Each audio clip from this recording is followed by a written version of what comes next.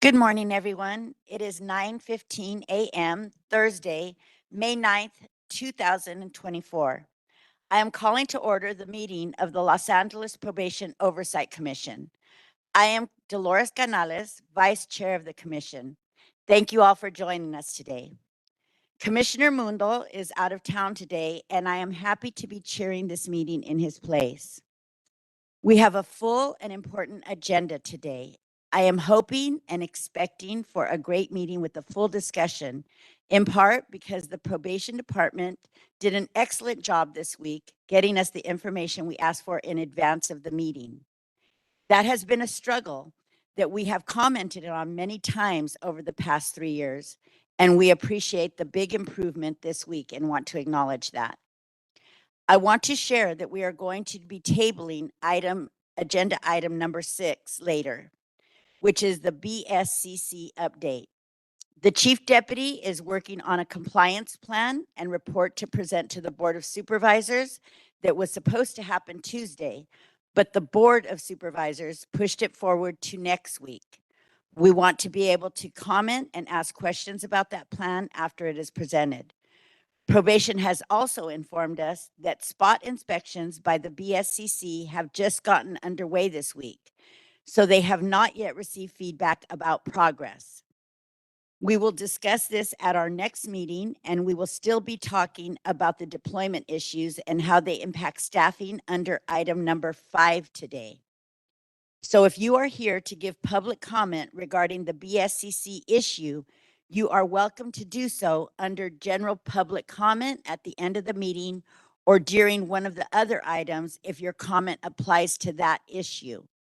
Also, Chief Deputy Epps has let us know that she needs to leave the meeting early today to attend a meeting with BSCC that was just scheduled yesterday. Thank you for being here this morning, and we will make sure we all get our questions in for you before you leave.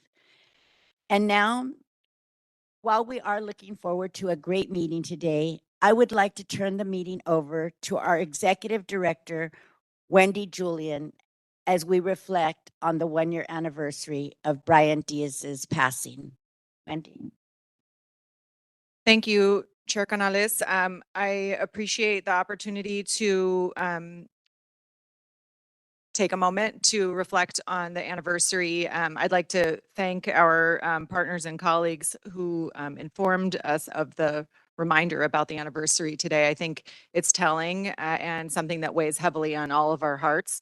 And I certainly want to express my profound sadness to Brian's mother, and in particular his family and friends, and the young people and staff inside the facility who are still missing him very much and impacted by his death.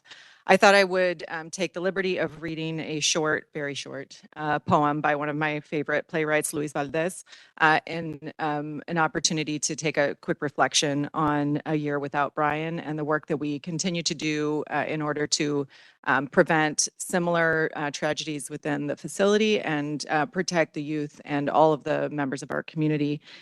I do this work because I believe in the profound connection of human beings, including all the people who are engaged as stakeholders in every aspect of what we do, the young people, their parents, their families, the staff members, the partners, and all of us.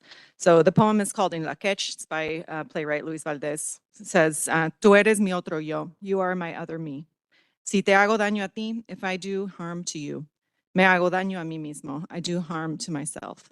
Si te amo y respeto, if I love and respect you, me amo y respeto yo. I love and respect myself.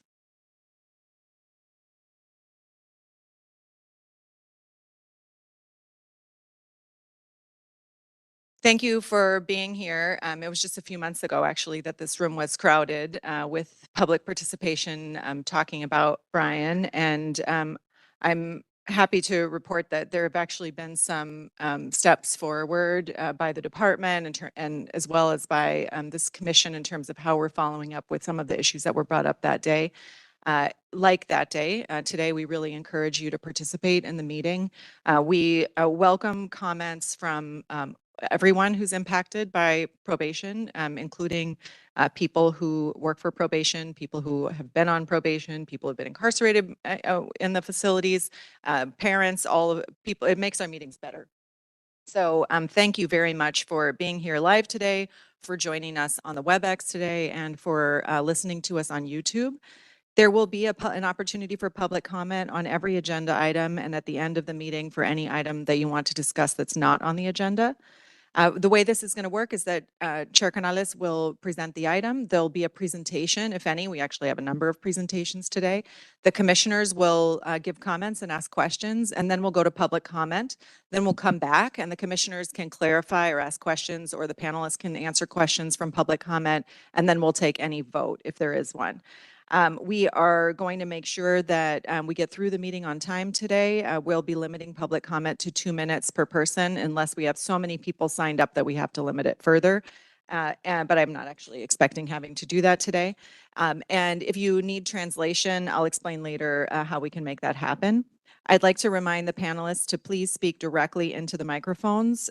Just embrace your inner Oprah. I really mean it. And I say that because it makes it able for the people who are listening virtually to clearly hear what you're saying, and allows for the recording to be better for people not able to join us right now since we're in the middle of the workday.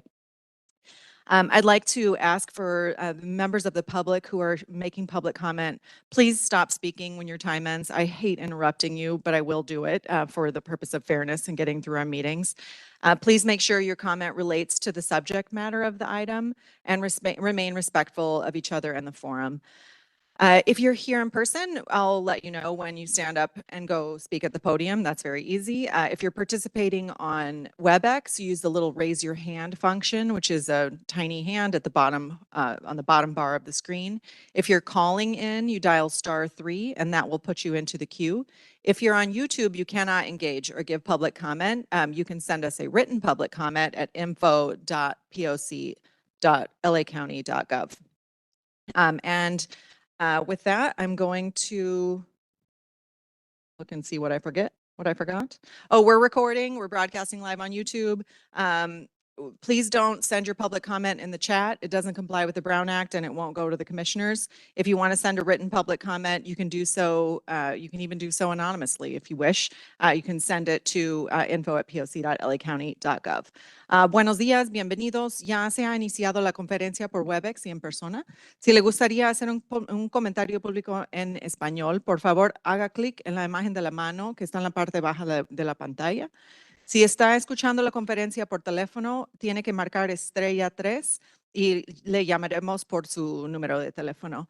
Va a tener 4 minutos, 2 minutos para su comentario y 2 minutos para traducción. Si quiere que yo le traduzca, nomás avísame, o usted puede proveer su propio traductor.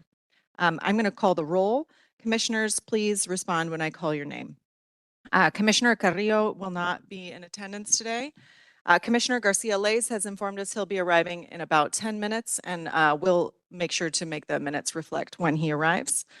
Commissioner Jackson is on extended leave from the commission.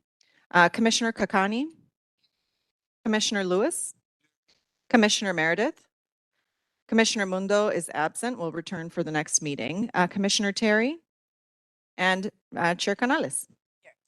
Chair Canales, we have quorum, and I will turn it over to you. Thank you, Wendy. Now, let's proceed with item number 2, the approval of the April 25th meeting minutes. Wendy, do we have any written public or live comments on the item number 2? Okay. May I have a motion to approve the April 25th meeting minutes? I'll make a motion to approve the April 25th meeting minutes. Thank you. Commissioner Kakani has made a motion to approve, with Commissioner Lewis seconding the motion.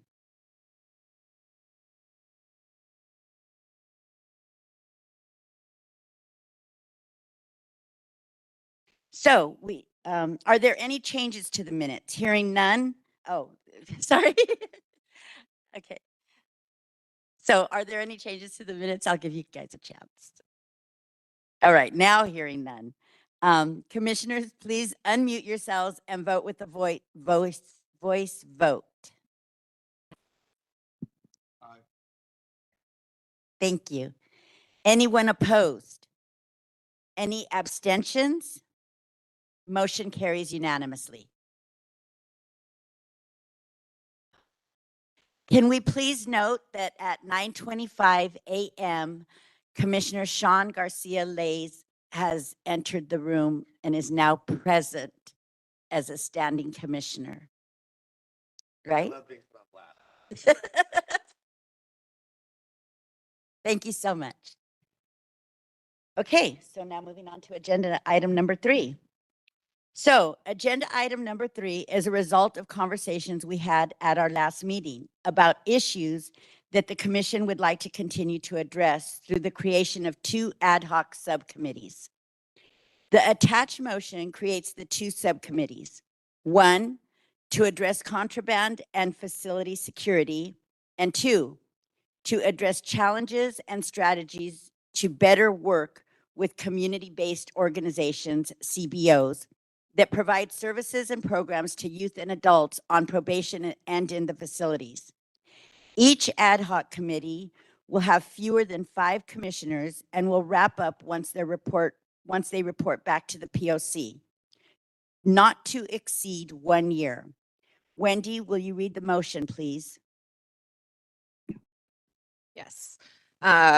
The motion is attached to the agenda, so it's available to anyone who'd like to read it. It says, in accordance with the POC's model of change that encourages collaboration with the probation department to receive and analyze information prior to asking questions and making recommendations, the POC finds it necessary to establish 2 ad hoc committees to further oversight work. The first is contraband prevention. For over a year, the POC has been asking questions, receiving reports on contraband being brought into and found in the facilities. This ad hoc subcommittee will continue this work, specifically learning more about interventions and/or arrests that have occurred when staff, visitors, or partners are found to have brought in contraband, to receive more information about the installation of airport-style scanners at the entrance to the juvenile hall and SYTF facility, to learn about practices for searches within the facilities, and to learn about policies and practices implemented and recommended to stop the flow of contraband into the facilities. The committee will report back to the full POC as needed. The second is probation partnerships with community-based organizations. This ad hoc subcommittee will investigate recent reports from several CBOs regarding challenges related to contracting, scheduling, background check clearances, and other issues. The committee will discuss these issues with the CBOs and the probation department and report back to the full POC.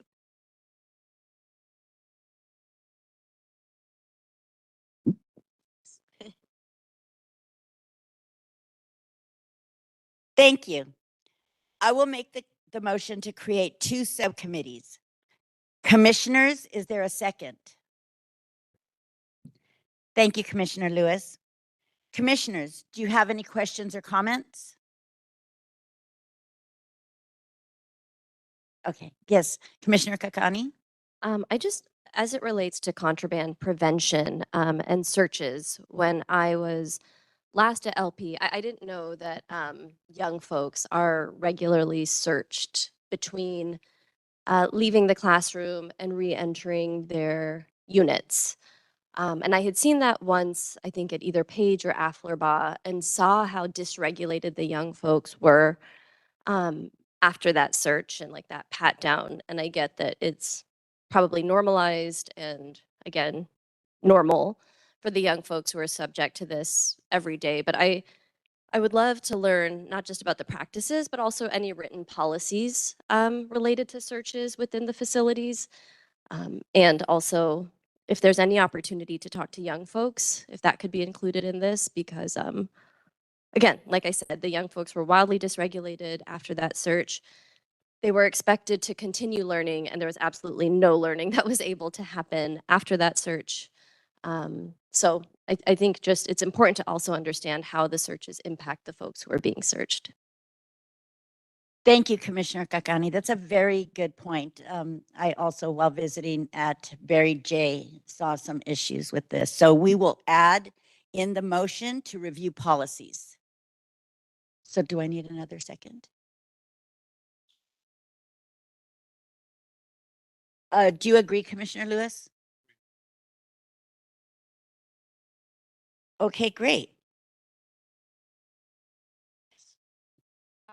I don't think we have any written public comment about this item. I will say I received a very helpful, what I wouldn't call public comment, but an email from Robert Smythe from the department about his willingness to interact with the committee on part 2, the relationships with CBOs. He has actually already provided a significant amount of information about the processes for background check clearance and contracts and agreements and MOUs.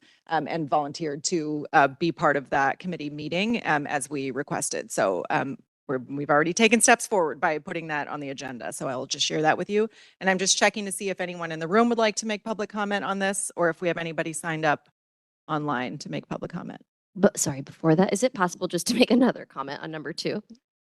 So I wanted to add that I know there is a line item in the budget for probation, I think related to like community-based contracting, or I can't remember what the exact line item is, but would also love to know the budget that probation has dedicated to community-based organizations coming into their facilities and providing the requisite programming, and a breakdown of whether or not that budget is actually spent, if it's being rolled over, because it's it's not a huge line item in comparison to the $439 million we spend on actually like running the facilities.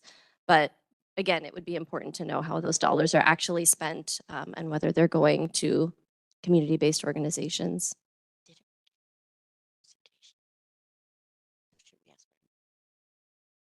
Okay, thank you. Thank you very much, Commissioner Kakani, for that. We have had a presentation in the past, but I think since we're going to be developing these new ad hocs, it would be good to revisit that. So do we add that in there too? So we will also add in this motion to get a line item budget of how much of the budget is directed towards community-based organizations. Commissioner Lewis. We do have 2 people signed up for public comment online. Sometimes there's a little bit of a delay, so thank you for that. We'll start with Lena Mallett, and Lena, we're going to unmute you. And I don't know what we're doing with the clock today. Are we putting it up on the screen? You're going to put it on the WebEx. Perfect. Even better. Okay. Thank you. Hi, can you hear me? Sorry. We can. Yes. Go ahead, Lena. Thank you. Lena Mallett with the Children's Defense Fund in Layup. And I'm grateful for this motion and just want to add that I'm a bit weary of the report resulting in measures that may lead to like heightened surveillance and potential further criminalization of young people and their families. And really hope that this report isn't used as a justification for deepened investments or recommendations for deepened investments in probation departments' oppressive surveillance apparatus, especially as community has asked for a divestment investment model, and the board has virtually approved to support that. I also just want to lift up, it sounded like part of Millie's ask was to have the opportunity to be in conversation with young people related to searches and other contraband processes. So I want to make sure that that's incorporated, or at least brought back to discussion for inclusion in the motion, because that feels really important. That's all. Thank you.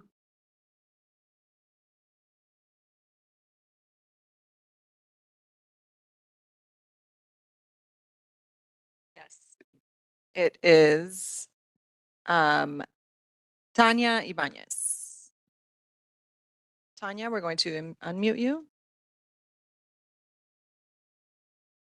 Hear me? Yes, you can proceed.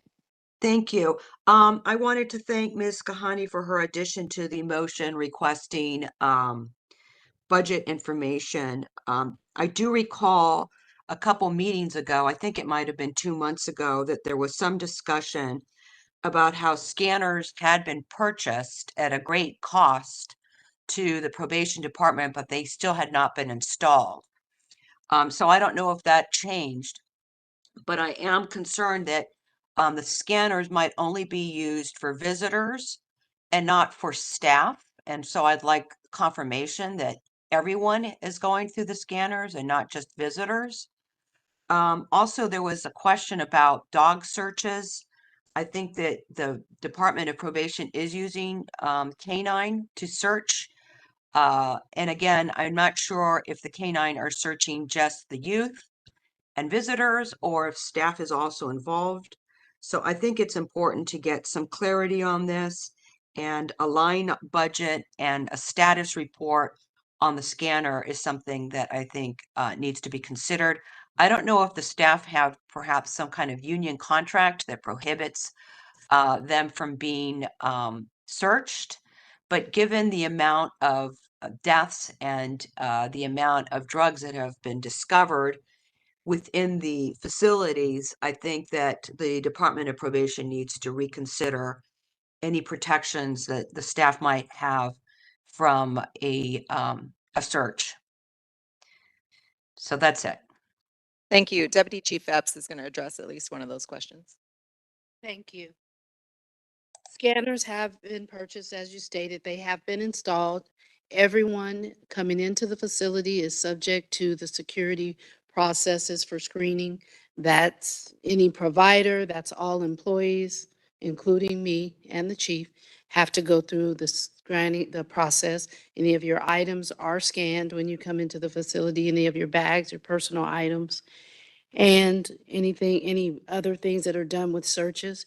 Canines are used in the facility. There are drug detection dogs, and there are also dogs that are trained in detecting electronics. Staff and all members of the public coming into the facility do have to submit to those search protocols, the security measures that we have in place.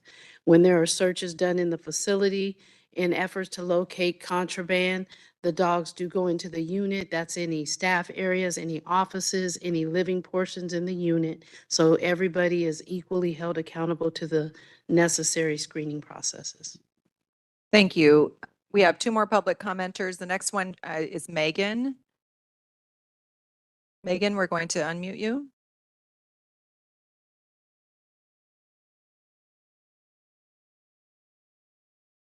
Can you all hear me? Yes, we can. You can begin.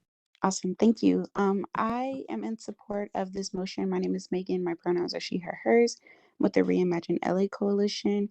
I definitely, believe that this motion is a step toward really addressing probation's lack of transparency, and hopefully this will allow for more accountability. I do think it is important that we center the lives and experiences of the young folks who are inside.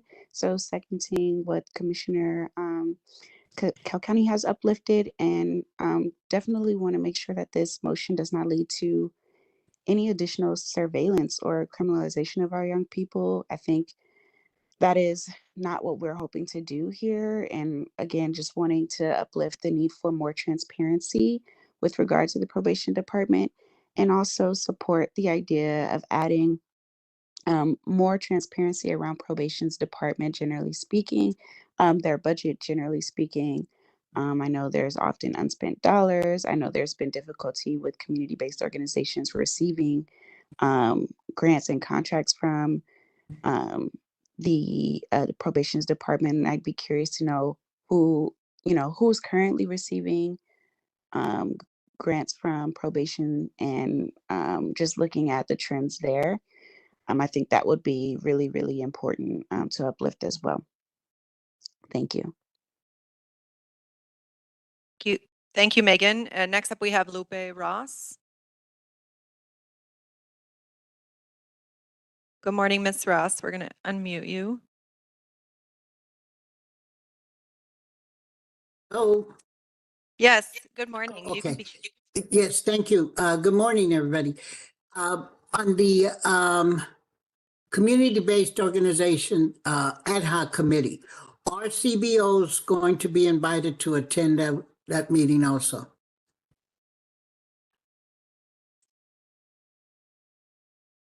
Ms. Ross, I think that's formally up to the committee, but I will tell you, or maybe Commissioner Canales can tell you that that is absolutely the intention of the committee, is to speak directly with CBOs. In fact, I had a conversation with Commissioner Kakani about the possibility of doing a town hall with CBOs. So I think there are, that's absolutely part of the plan. Thank you very much. That's it.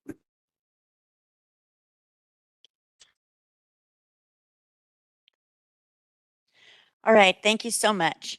So, commissioners, oh yes, Commissioner Lewis? The scanners that we're speaking of, I don't think we're talking about the same scanners. The scanners that we had asked to have purchased by probation, which was approved by the board and the CEO's office, were airport style or Mhm. type scanners. You can't walk through with a dime in your pocket when you go to the airport. Mm. And that's the type of scanners that we wanted to entrance for everyone to go through. Those have not been purchased. They were not, as I understand it, from what I understand, it was not placed in the budget for probation, but we would still like those scanners to be placed at the entrance. I think it should be all facilities. This will decrease any drug, a large quantity of drugs, and you add to that the canine units. I think that like really gives us extra layers of security to make sure that drugs that could potentially harm our kids are stopped from going in. So that's one. I think we're talking about two different scanners. The scanners that we requested and that the board approved were airport style scanners, one. The second thing, I can tell you from personal observation and experience, the canines go around everybody. When we go in, they're checking probation staff, they're checking visitors, they're checking us as mentors, as a POC member when I go in, like they're in the parking lot. So it's not directed at anybody. So I see the dogs all the time. They're inside the facility running around, they're in the different areas. So, and it's one of the things that I look to see what's going on. So the dogs are checking everybody, but would really like to, again, ask that those airport style scanners be placed at the entrance for everyone to go through. Thank you for clarity on that, Commissioner Lewis. So the scanners are not yet available for the facilities to even put up. From my understanding, they have not been purchased yet. From my understanding, not the type that we're talking about, the airport style scanners. Okay. Okay. Okay, thank you so much. So that will be on record.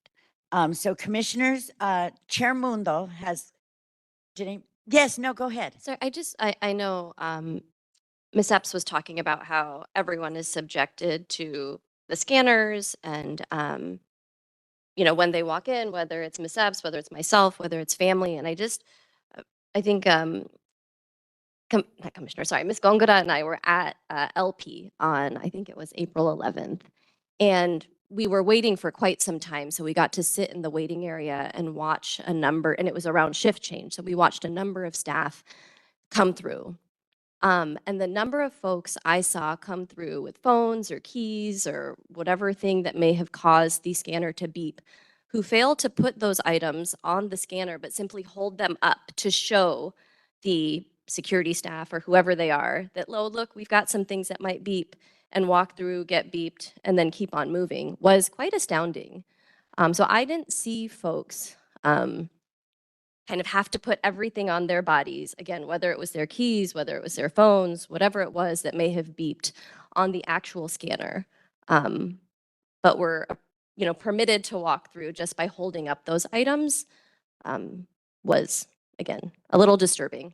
So perhaps something that we can follow up on. Well, first, thank you for that. That's the first that I'm hearing of it, so we'll look into it because that is not the policy that's supposed to be adhered to. The second thing I wanted to address is the airport scanners. So the barrier with those is the level of exposure that people coming in continuously. When you use the scanners at the airport, it's incremental in between travel.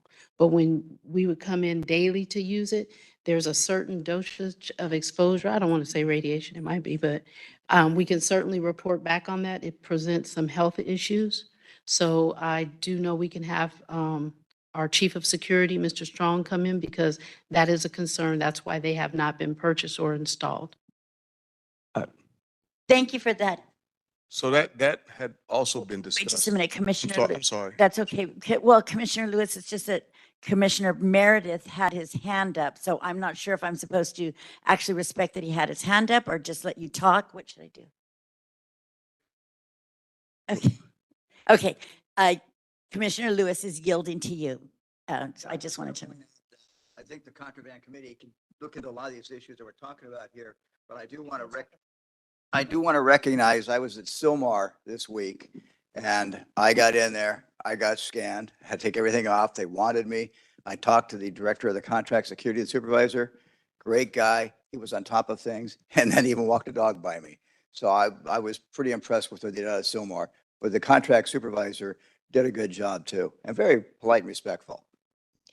Thank you for that. Okay, Commissioner Lewis? So we had discussed so one, Corcoran or SADAP has this style of scanner, which requires staff to go through it. And so we can contact Corcoran at CDCR. But the other plan could be simply this, and I believe we had discussed this. Initially, when the scanners are placed, everyone has to go through. And then it's just spot. It could be every fifth person, every third person, every fourth person, but everybody's not going through every day. But you never know when you'll be asked to walk through that. And that, just the threat of that, because if I get caught, I'm going to jail. I'm probably going to lose my job if I have a job. Like there are a lot of ramifications, but there are safeguards to put there. I believe if we look into this, because Corcoran has had theirs for years, or SADAP has had theirs for years. Maybe we can check with them, but I believe the exposure is less than what we realize. And just as a side note, I fly at least once a week almost. Like I'm walking through those scanners so much, they should just have one at my front door and a transport to the airport. But I have a clean bill of health outside of high blood pressure, and I don't think the scanner gave me that. Thank you for that comment. And I do also want to make a comment. I have done some research and I know there have been lawsuits about the scanners, I think in young people causing infertility. So therefore you would have been excluded from that data, Commissioner Lewis. But I do know that there have been some issues. So I'm not sure if we do need to research that further, especially if young people are going to be going through them. And then, as you say, causing an alert. Well, what if they're going through every day? I mean, how would we track that to make sure that it's simultaneously, but yet not? So there is some other issues that I think we should seriously look into, and the cause and the health effects for young people more than anything because of the infertility. And I don't know though if it was inconclusive, so I don't want to be misunderstood, but I think we need to follow up on that. So now what do I? Oh, okay. So, is there any further questions? Okay, commissioners. Chair Mundo asked me to share that he intends to appoint Commissioners Lewis and Meredith to the Committee on Contraband and Security. If anyone else would like to volunteer, please send Chair Mundo and Wendy an email. And Chair Mundo will also be appointing Commissioners Kakani and Terry to the Subcommittee on CBOs. If anyone else would like to volunteer, please send Chair Mundo and Wendy an email. Is there any further comments? Wendy, please call the roll for the vote. Okay, so we are voting to approve the motion as it is attached to the agenda with addition to number 1, to add the review of policies to the contraband prevention committee and to add the budget request to the CBO committee. With that, commissioners, please vote yes, no, or abstain. Find my list. Thank you. Commissioner Garcia-Lays? Yes. Commissioner Kakani? Yes. Commissioner Lewis? Yes. Commissioner Meredith? Commissioner Terry? And Chair Canales. So with 3 members absent, we have a unanimous vote approving the motion.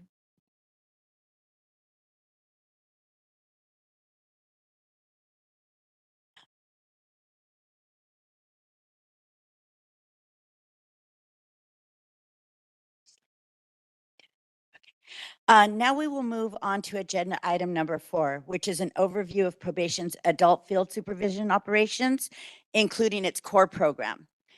Richard Hiron, Deputy Director for the Los Angeles Probation Department, is here to present. Thank you, Richard. Please proceed. Good morning, Commissioners. Thank you for the invitation to present on our adult operation. Look forward to the presentation. Thank you. Before I start, I like to take a moment and thank my staff. We have dedicated, hardworking, caring officers, administrative staff at all ranks, from our clerical to our secretaries, to our probation officers, to our supervising probation officers, to our directors, to our bureau chief. We have, again, dedicated staff, and we look forward to future presentations. I'm going to highlight some programs, but there's other programs also. But thank you again for the invitation. First slide, please. This is our adult active felony client count. So these are felony cases, 18,314. They have 2-year, 3-year, and 5-year probation grants. Next slide, please. This slide breaks the 18,314 by age group, and male female counts. The males represent about 82%. Females are there, 3,222. Next slide, please. Oh, Wendy, there's an updated slide. Okay, that's not updated. That's fine. So these are our area offices and the case counts by office. The first one's Antelope Valley. That's northern Lancaster area in the courthouse. Second one, CAI.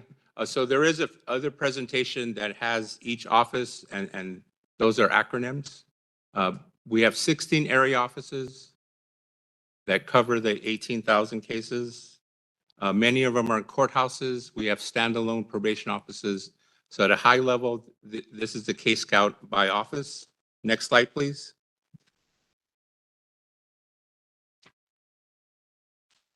A further breakout by office. A little more detail. Age group, all ages, and 18 and 25-year-olds. Next slide, please.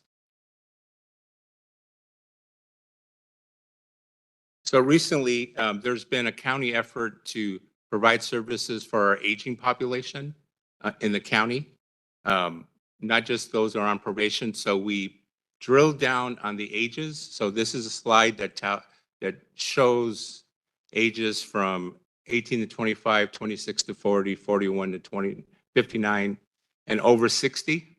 So if you look at the last column, there's 148 individuals on probation that are over 71. That represents 1% of the total population. So that's a high-level snapshot of a count by ages. Next slide, please. Here's a high-level snapshot of our supervision model, and I want to walk us through this. Our core supervision cases represent 52% of our total pop, 9,470. We have specialized caseloads. We group them into family violence, sex registrant, and DUI program. And those are the numbers there, 12%, 4%, and 1%. That DUI program is isolated. It's limited to Pomona. We have a grant with the state, and it's with local police department, local community. So that's not a county-wide program. So that's why that number is at 90. And then we have a low-risk kiosk caseloads throughout the county, and that's 20%. And we have a supervision intake team. So each of those 16 offices will have a supervision intake team that includes those that are in custody, and that represents 5% of our population. And then we have mental health housing, which I'll have other slides highlighting mental health housing support. That's 1,106. That represents 6%. Those clients have acute mental health disorders, substance use disorders, and are homeless. So it's a very innovative program that we work with the court. There's specialty courts that I'll walk through with in the next slide. And this is a little more detail on our core operations. We have caseloads that target emerging adults, gender specific, and high intensity court caseloads. Those are breakout there. Next slide, please. And these are our, here's a snapshot of our client services. We have victim restitution, community resource fairs, our core CBI journaling. We have Invest, our employment program, mental health housing, low-risk caseloads, specialized caseloads, and we have a network of county resources with our county partners listed there. Next slide, please. So our victim restitution collection operation collects about 1.5 million per year. So here's data on the last 2 years. This year's 39 collected per month. Next slide, please. So victim restitution is very critical to our mission. This is, we're on projection to exceed last year. So there's this month's, this year's month's collection. We had a higher period just last month. And up to date this year, we've collected $740,000 for victims. And we're on target to exceed last year. If the projections hold true to that average of 139, we'll collect over 3.2 million in 2 years for victims. This money goes directly to victims. We're not talking court fees, fines, anything else. These are direct victim collections that go to victims or as ordered by the court. So it's a very robust program that's part of our overall supervision model. Next slide, please. And could we go to the next slide and then go back, please? So we just had a community resource fair at Long Beach, April 10th. And to date, since we started this effort about 2.5 years ago, resource fairs. This is one that happened in Long Beach, and there's a pretty very good quote from our Long Beach director. We had over 60 providers there. And there was Disney on the spot hiring for our clients. These resource fairs are for our clients and for the public. Next, can we go back to the previous slide, please? So we have an upcoming resource fair, May 30th, and I'd like to invite the commissioners to attend. We'll have, again, a number of providers. It's services for clients and the public. Thank you. So it's, and you have this presentation material, so it's May 30th. It'd be great if one of you could attend. Anybody would like to attend from the commissioners? May 30th, Thursday. We'll have housing, education, employment services. There'll be at least 300 to 400 clients come in and the public. It's at a local park. Santa Monica's at the courthouse. Next slide, please.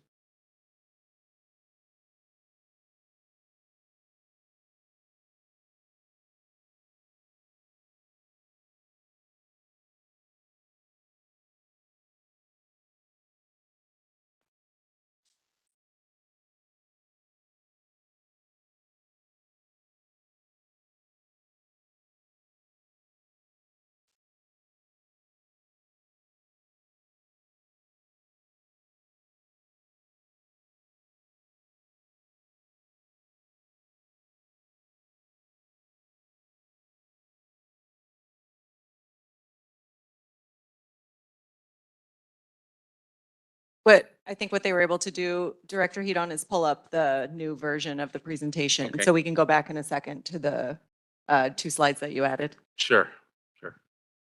So, yeah, why don't we go back to those 2 slides? It's towards the front.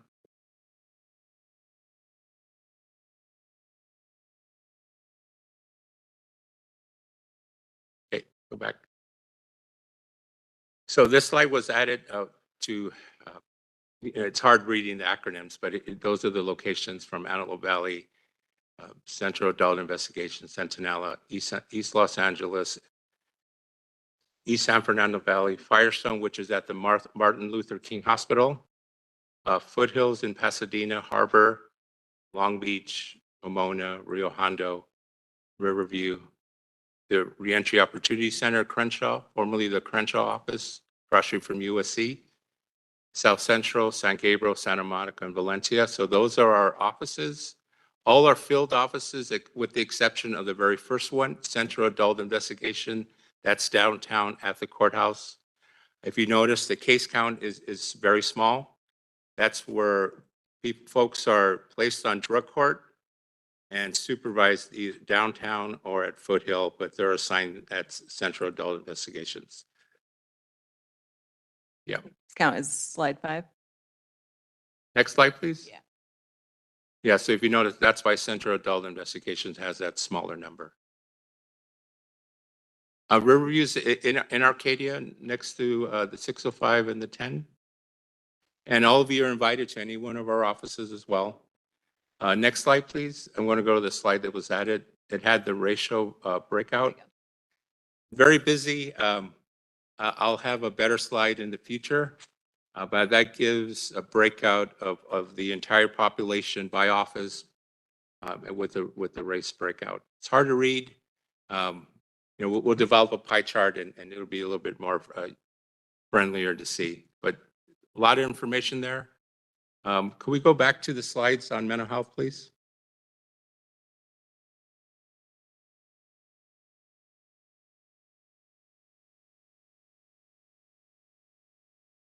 So our mental health housing, again, we provide services for those that have those 3 acute needs: mental health, substance use, and housing. Next slide, please.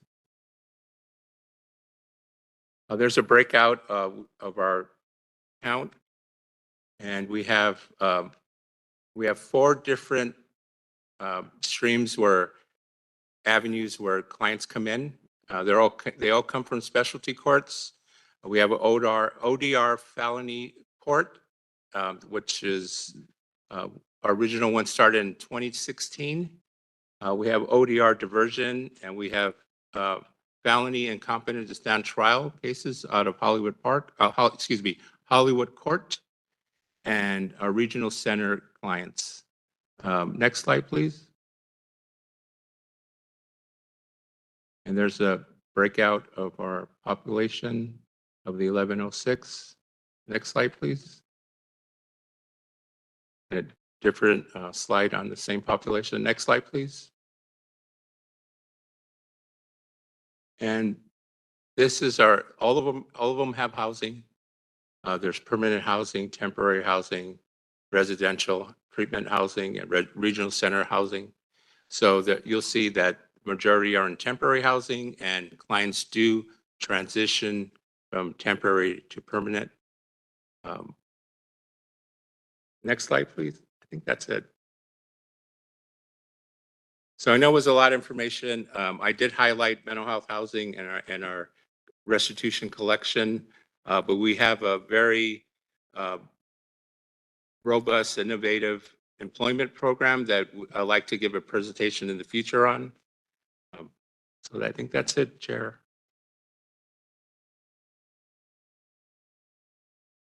Thank you for your presentation, Deputy Director Hiron. Commissioners, I'd like to open up for questions from you all. Yes, Commissioner Meredith.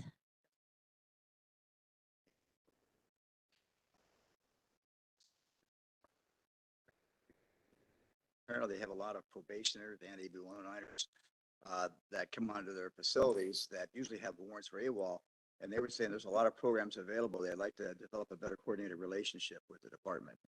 Your timing's perfect. We've had some recent conversations with them. We're in a group that's looking at that as well. But we're starting some pilots, one at our AB 109 operation, and we're also inviting them to tour our offices. And I think they're going to provide on-site services We're just trying to find the best location of the 16 offices. So we're engaged with them as we speak. Excellent. Thank you. Yes, Commissioner Terry. I was wondering, how does supervision look different for the different age groups? Because there's now the focus on, I think you said it was 71 and over, but then there's also a lot of focus on that emerging adulthood. So does it look different by age group? And do you all track outcomes or engage folks in a different way in the different ages? Good question. We really isolate the 18 to 25, and we have specific programming, and we have caseloads that only have 18 to 25-year-olds.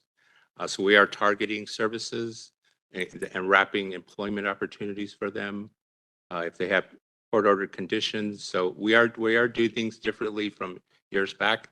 And I showed the overall ages because there's a current county initiative targeting services for the aging population in LA County, not just our department. But we do have gender-specific caseloads as well. Thank you for that. Commissioner Kakani? Thank you. So I have a bunch of questions that are a little bit all over the place. The restitution that you all collect, is that just for the adult population? Yes. Okay. Yes. And I know you said that all of those dollars are distributed. Does that also, do some of those dollars also go to the probation department to fund the collection of restitution? No. Or is that a different line item? Those items are monies that go directly to victims. Okay. Do you know if there's a, like a, The yeah, county, like, the go ahead. county passed a number of initiatives where administrative fees are waived. So there's no cost for probation services. There's no administrative costs. No, I'm aware of that, but I imagine that is there a group of people who are responsible for collecting the restitution? Our probation officers engage clients. They actually make payments, and it goes directly to the treasurer tax collector, and the treasurer tax collector then mails the monies to the victims. I guess do you know if there is a separate amount of money within probation's budget that goes to the actual collection of funds? We have administrative folks. Yeah. And we could look at that number, but we do have administrative clerical folks Sure. that work those. Yeah, units. just wondering how much we spend on collecting restitution and if that's actually close. I know historically, which is part of why some of the administrative fees were waived, was because the amount that was spent on collecting restitution was similar to the amount of restitution that was actually collected. So I was just wondering if you knew that information.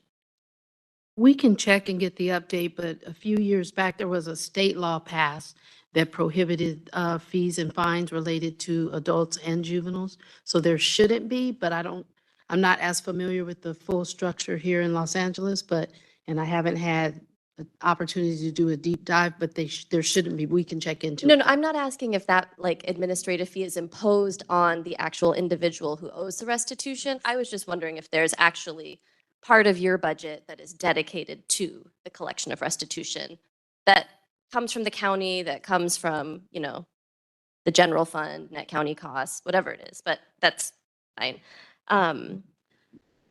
The other questions I had were related to housing. Is that probation run housing? Do you all just place folks in that housing? That's through the court. It's a collaborative with county departments, the health department, ODR, the court. So it's a collaborative. It's not a specific housing contract by probation. Okay. And can you speak a little bit about the caseload for, I don't know if if there's a general caseload that each kind of probation officer who is supervising an individual in the field, like that field DPOs might have. Is there a caseload number? Yeah, we could provide that. For example, the bank caseload, administrative caseloads, they could go up to 1,000 to 1.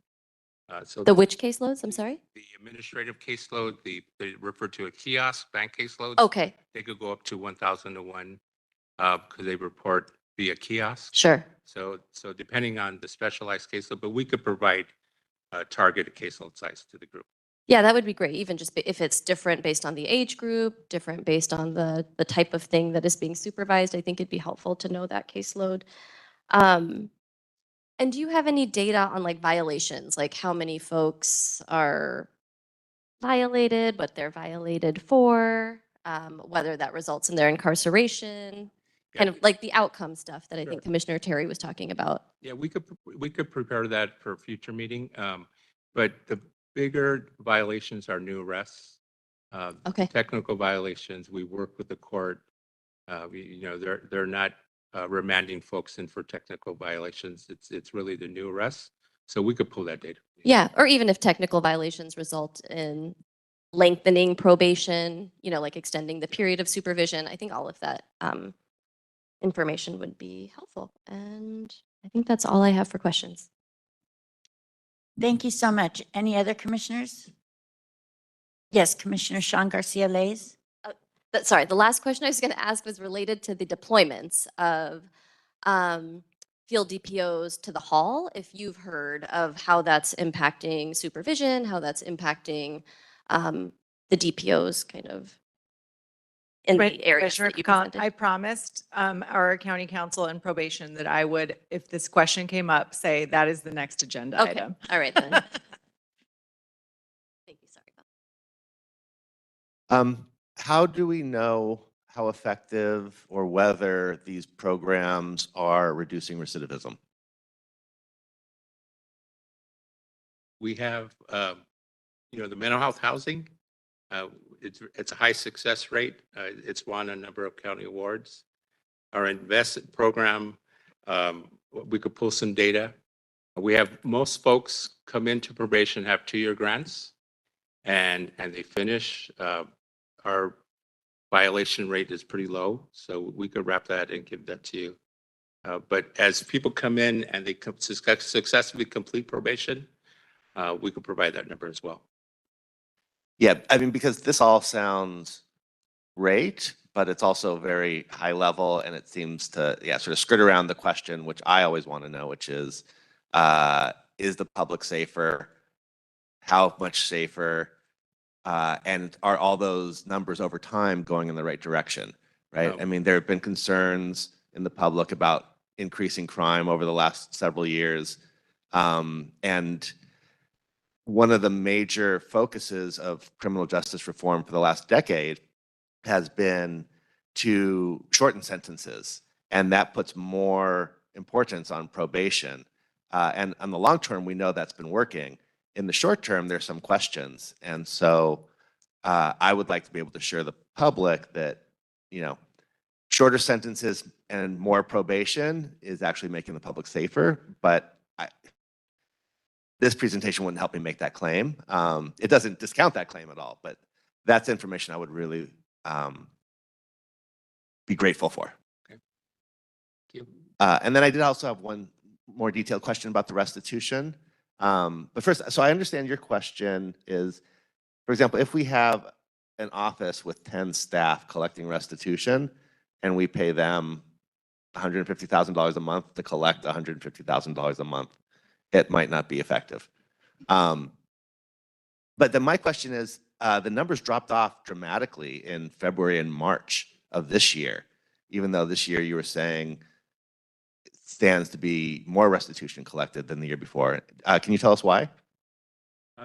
Collecting restitution is very complicated.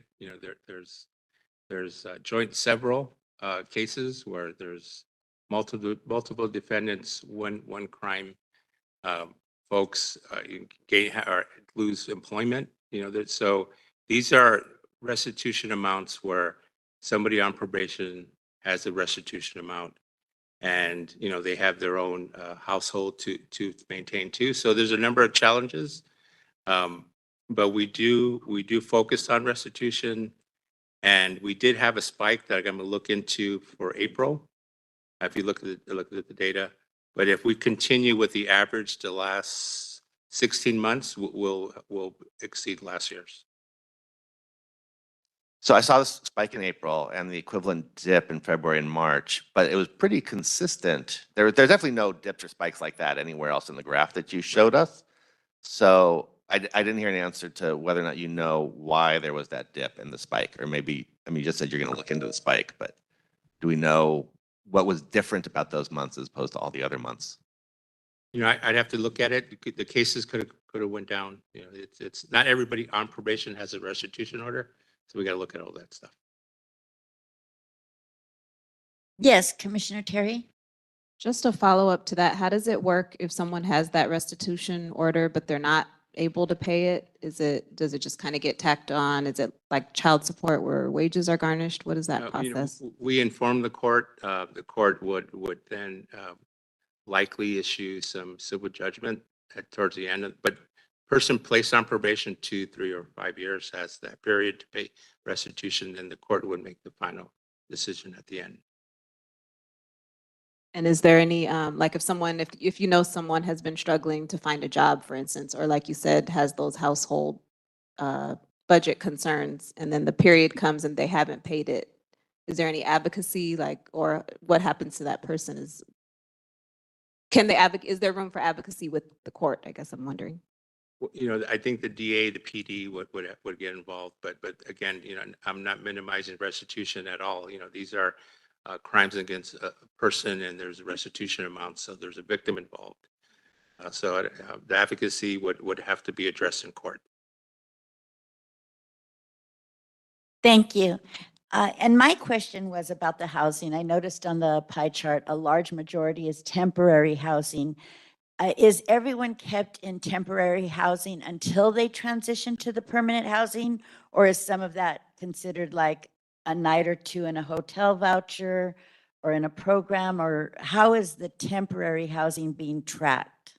Yeah, that's a very good question. And for that client base, I just want to, it's a very, folks may be on prescribed medication, they have to be stable, but there's a network. So they're not permanent, but they're transitioning, but everybody's provided a housing location. And we have a number of folks. Our officers go to the housing providers. We have over 76 housing providers. So they're throughout the county. Okay, thank you very much for that. Now, Wendy, do we have any written or live public comment on agenda item? I don't believe we had any written public comment. We do? And it was already sent to the commissioners? Okay, great. So we have some written public comment already shared with commissioners and attached to the agenda. If you want to make further written public comment, send an email to info@poc.lacounty.gov. Do we have anyone in the room who would like to make public comment? If so, you can make your way up to the podium. Oh, yeah. Okay, great. Welcome. And if you'd like to make public comment virtually, please use the raise your hand function or dial *3 on your phone. I'm going to go ahead and keep your time, and I'll let you know when it's up. So we'll start with public comment in the room and then move to virtual. That's mainly a question. My name is Roseanne Crooms. You had mentioned that restitution is important for the overall goal of probation. Could you speak a little bit about that? Because I'm assuming the overall goal is for safer communities and recidivism. And then also, is there a breakdown for the victim restitution, whether it's going to corporations and entities, or is it actually going to people in the community? Good question. It's one of our missions, restoring victims, restoration. Yeah, very good question. So we could break out the restitution, whether it's a corporation or victims. My experience, there's not many that are going to a corporation. Most are to actual individuals, but we could pull that data. And victim restoration is one of our missions.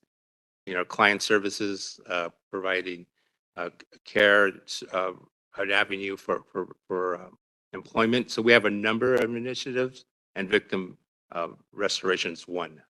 So if my intention is not to say that's not the most important thing, but it's very critical to our operations. Thank you for that. Anybody signed up online? Oh, sorry, I'm not paying attention over here. Okay, we're going to start with Tahira Shakur. We'll unmute you.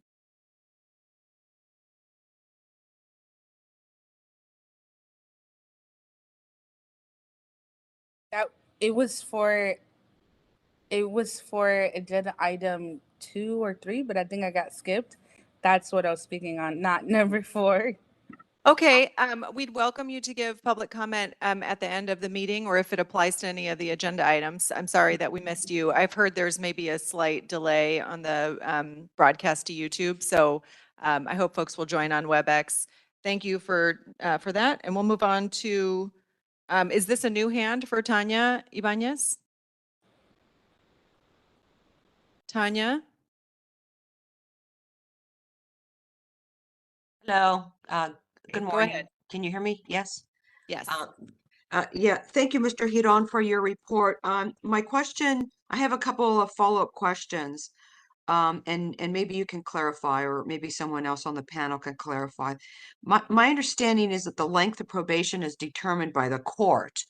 And so my question is, does the department have the ability or the authority to ask the court to either increase or decrease the amount of probation depending on how well the client is doing in the probation period, number one? And then number two, does the probation department actually track or have the ability to track whether or not someone who has fulfilled the probation requirement has committed crimes within a 2-year period? I don't know if that's being tracked, or if the probation department can track, or if this is something that maybe the commission could track. And then also for employment data, does the probation department track whether or not the clients are still employed within a year or two after they have completed probation? Thank you.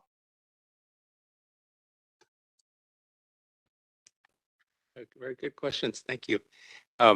So the probation period, so there was legislation passed in the 2021 where most grants are now 2 years, AB 1950. If there's some statutory requirements, cases may be 3 years and 5 years. For example, domestic violence and DUI cases, they have statutory periods of probation. But for the most part, moving forward, grants, unless there's enhancement or something with the DA and the court, most grants are going to be 2-year grants moving forward. We do track new arrests, and we do report them to the court. And the third question, Wendy? Employment data, including maybe a year after folks are off. Yeah, employment, we do have a robust employment program in Invest. We do have an opportunity track for clients to get employment. We don't track employment after somebody's off probation. I think there was also one other question, which was, can probation ask for the time to be increased or decreased? The court makes any extension. We can ask for an early termination if all conditions are completed as ordered by the court. And for example, if somebody had restitution, that the restitution would have to be paid in full. But we do have the ability to ask for an early termination at the halfway point of the probation grant. Great, thank you. Okay, we'll go next to Lupe Ross. Ms. Ross, we're going to unmute you. Okay, so we'll go to Taliba Coffee. Ms. Coffee, we're going to unmute you and you can begin. Actually, don't begin yet. Let us unmute you and then I'll tell you when we can hear you.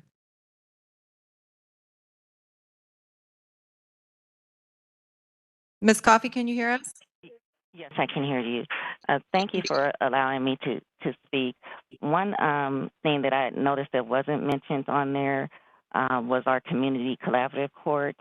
I've been pushing as a line staff to get this more recognized by upper management. It is a program where it's an alternative to sentencing program where we deal with homeless clients, veterans, mentally ill clients, and we get them into programs. It's a very intense program, and I think that's something that the department needs to expand on. We don't have a lot of funding for it, so if we have more funding, I think we can find more programs for them and as also long-term housing for them as well. But it is a program that I feel like the department needs to expand on and give more recognition to Unfortunately, some of our officers have been removed from that program due to the deployment. But it is a wonderful program. I've seen it make changes in people's lives. And that's all I would want to comment on. Thank you for that comment, Ms. Coffey. And that would actually make a great agenda item, hearing more about the Community Collaborative Court. So we will look into that. Commissioners, do you have any questions or further comments? Yes, I Commissioner. was just going to ask if Mr. Huron can provide also any recidivism data, not just related to violations, but also once supervision is successfully completed, if they have information on whether, how many folks, if they have that information, recidivate. Okay, thank you. Yes, Commissioner Lewis? I want to circle back to the question about being able to extend probation. You did say that you could request if all things were going well and they had paid restitution, et cetera, that you could ask for early termination. But let's say hypothetically at the end of the probation period, you got 90 days left and this person is not doing great. Can probation ask for an extension? It could be recommended. It's not normally recommended. The DA, the PD, the court would all have major decision making on that one. A decision could be made. There could be an outstanding condition that hasn't been met yet. There could be a restitution amount where there's multiple victims. So there could be a scenario where there could be a recommendation for an extension.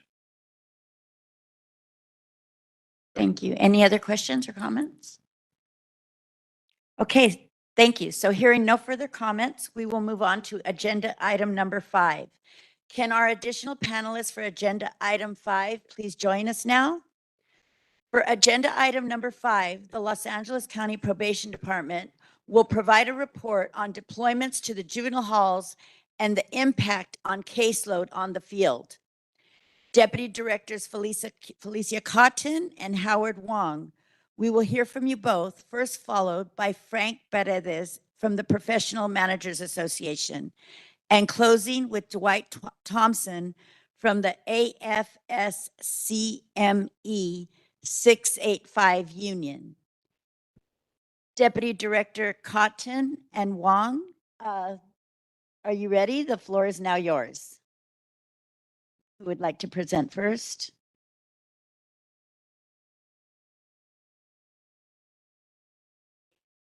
Good morning.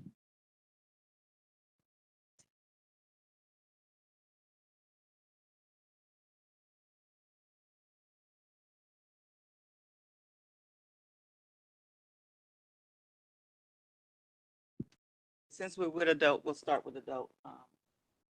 Okay. Sounds good.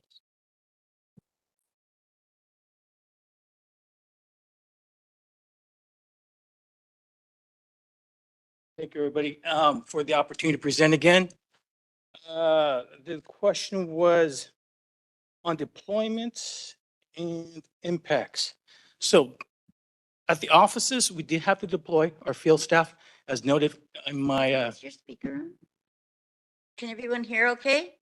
in my AB 109 presentation a couple of weeks back. Impacts, yes. Right? We had to deploy DPO2s in the field to help in the juvenile halls. We left the SDPOs and DPO2s in the field offices to cover the caseloads, right? We have to have shifted some DPOs from adult core and juvenile, I'm just talking about 109, to help with some of the supervision and the check-ins. No offices were closed, but the impact was shorter durations of interaction with the clients, and the staff did not go out in the community to see the clients, but the clients continued to come in to the offices for reporting and referrals for services and check-ins. So impacts, yes. Good thing is that 60-day rotation of the DPO2s to the field, the first set is coming to an end as of this week. So the folks that left us in the first round are actually coming back to the offices now. And so for the field side, 109 caseload numbers, similar to what Mr. Harong presented. I'm just gonna give some bulk numbers. Some of our major higher cases by area offices is our South LA office, is our 109 South LA office, which has, as of 2 days ago, roughly about 1,500 cases. That's being handled by 4 supervisors and 1 DPO. So these clients are coming in, not all at once, right? To check in, they ask for services, and they're being met by SDPOs or supervisors. Some of our smaller ones are like Rio Hondo, 256 cases being handled by 4 DPOs, 2 supervisors and 2 DPOs. 2 of the DPOs are borrowed from the adult core side. But they are being seen. Our special enforcement folks are going back out to the field to conduct compliance checks, check-ins, and door knocks. And that's the adult side. Just in bulk numbers. That's what's been happening on deployments from adults. So thanks to Mr. Rome, Ms. Cotton, we did get some additional resources from the adult core and juvenile operations to help with our staffing some of our offices, right? Where 2 suits might not be enough. So we did get additional resources that way. Thank you. Good morning. On the juvenile side of the house, as Mr. Wong has already indicated, all offices remained open and we were able to provide services to all youth on probation. We gave particular and specific attention to those that were detained, pre-pleas. Those are kids, predisposition youth that are pending a court hearing. So we wanted to make sure that resources were available to target and ensure that those young people had a recommendation in court so that their detention would not get extended. We also have high-risk, high-need caseloads where we also were able to maintain a very small portion of our field deputies that do contacts in the community. So we were able to maintain those contacts, not as robust as they were in the past. And those would include those folks that are coming from our step down from Barry J or from our step down facilities into the community, our secure youth treatment program, as well as those transitioning from camp or those on intensive gang supervision caseloads. So those still had mobile teams available where we would normally have 6 to 8 of those teams available. We're probably down to 2 to 4 of those that are available to go in the community to provide that support countywide. So we had a total of 63 full duty staff that were deployed in round 1 to the juvenile hall from juvenile special services, juvenile field services, as well as our placement unit. We provided a document that went from area office, starting with Crenshaw. It gave you the numbers of staff that we lost from each of those 2 deployment. As Mr. Wong has indicated, those staff are on target to start to return back to the office, starting some this week. Most of the bulk of them will be next week. So it goes through each of the programs. The juvenile field is the area office. Our juvenile special, you'll see our intensive gang units, the number of staff that were deployed from there. From our secure treatment facility, transition supervision program, you'll see it by area office. You'll see our field case plan quality assurance teams. Everybody was impacted by the deployment. That team is not case carrying, but that team provides the oversight of our case plans to ensure that there's fidelity and adherence to the state model that's required for that. Our competency, record sealing, early intervention and diversion programs, investigation units, and again, the very small portion of the school-based that remains. And then we went into placement. We give you the numbers by bureau. There is a number of 2,321 juvenile cases with 241 that are on extended foster care, not counted in that number. numbers on average before deployment for placement ranged at somewhere between 10 to 12. They're now ranging 18 to 20. These are officers that are required by Division 31 to see their staff, to see their youth monthly. They have been able to maintain those. We did go to a regional model to make sure that high-risk, high-need staff were being seen in the community, and those that are on our community-based regular supervision are being seen in the office on a regional model similar to what was presented, either by DPOs and/or by SDPOs that are in the office. Our juvenile field caseloads ranged prior to deployment at somewhere around 25. They are currently post-deployment at 44.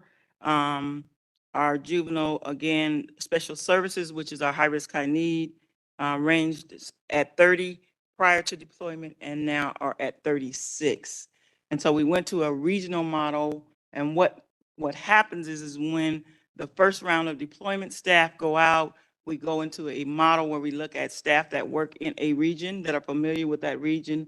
And I'll give you an example. Centinela, Firestone, South Central would be a region that we would look at, familiar with the resources in that area, familiar with the schools, the supervision, and they would be given a combined caseload that would cover theirs along with a few cases from other staff that have been deployed. So that's what I mean when I say we move to a regional model to ensure that all youth and families are being serviced. We have what we call an officer of the day model at the area office. That means there's a deputy probation officer available around the clock from 8 to 5 should anybody walk into the office and need any support. We also have supervisors available in the office should staff need to be seen. Impacts, yes, there have been impacts. We don't have the number of staff that we had previously. Of course, that would have been impacted by deployments and certainly some of the more intense for the high risk, high need has been lessened as well. But we are able to make the contacts that we are required to make. We are able to look at some future models as well, which will include some late night and weekends that we're moving into as well, that we're exploring to make sure that we increase as we look at round 2 deployments that are scheduled to start this month as well.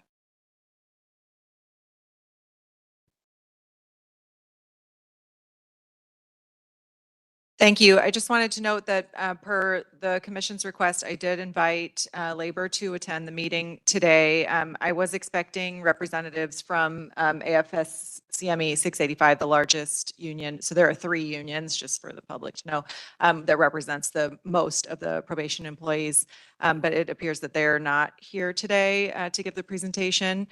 Also, Frank Paredes, who many of you know from Professional Managers Association, which is on the other side and represents the smallest number of managers, was intending to be here today, but had a family emergency this morning and has not attended.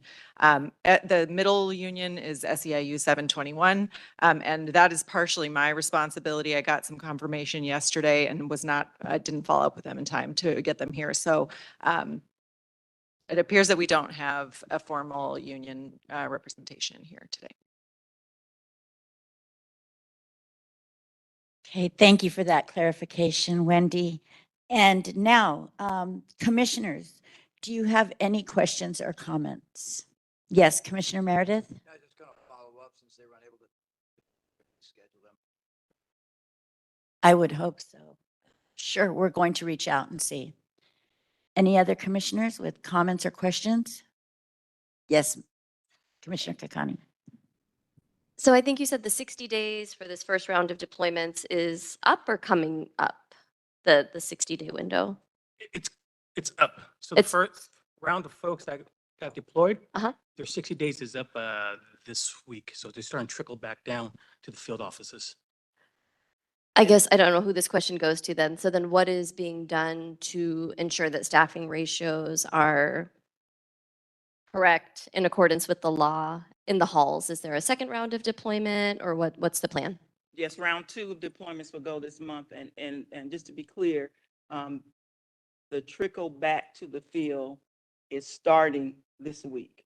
So there'll be a group this week, there'll be another group because Oh, the that's good. start dates were different. So we're tracking the 60-day start period, and they have different ranges. We should be complete with most of the trickle back Mhm. to the field this month, and then the new group will start in a week or so once we have verified their training and either enrolled them or verified that they're complete. They will start this month. So yes, we do have a group that is reviewing our staffing numbers to ensure that we have available staffing. We do have some I think you folks- might need to speak into the mic, sorry. Okay, we do have some folks that were not available to go into round one that we were able to train. They were either on vacation or just not available. And so they are starting to go in. So there are varying strategies of folks going in and coming out back to their original assignments. But it's, okay, so it'll be essentially a brand new group of probation officers interacting with these young folks inside the halls of the deployed group. They may not be brand new to the kids because this second group may have been impacted by other deployment strategies that occurred. We've been in deployment since since the pandemic. So Okay. these are folks that have probably been deployed at some point, either on a 2-day deployment or on the first deployment that we had that I think was up to 12 months. So these are folks that are familiar with the kids. They've been in the juvenile halls. They're also folks that work overtime with our young people on weekends and when we have overtime available. Okay, and then, sorry, this might be a silly question because I don't totally understand the process. Do young folks who are detained, do they get assigned a probation officer to like, I don't know, to like write their reports, to meet with them, to figure out their needs, to create a plan for them? So there are two sets of probation officers. There's an investigator if you're brand new. Mhm. And so that person would be responsible for writing the court report, doing the investigation, reaching out to parents, school, mental health, whatever we need to learn about that young person in order to do what we call a pre-plea report and make a recommendation to the court. So that young person is assigned an investigation DPO. If you are already on probation, and you, let's just say, have contact with law, get rearrested, there is a probation officer that is assigned to you already that then would assume the responsibility for that report. Okay. So I didn't hear you talk about this level of impact, but a number of the defense attorneys that I've spoken to, whether they're at the PD's office, APD's office, or part of the panel, are saying that their clients, there's a delay in the pre-plea reports, especially if they're in the community and not detained.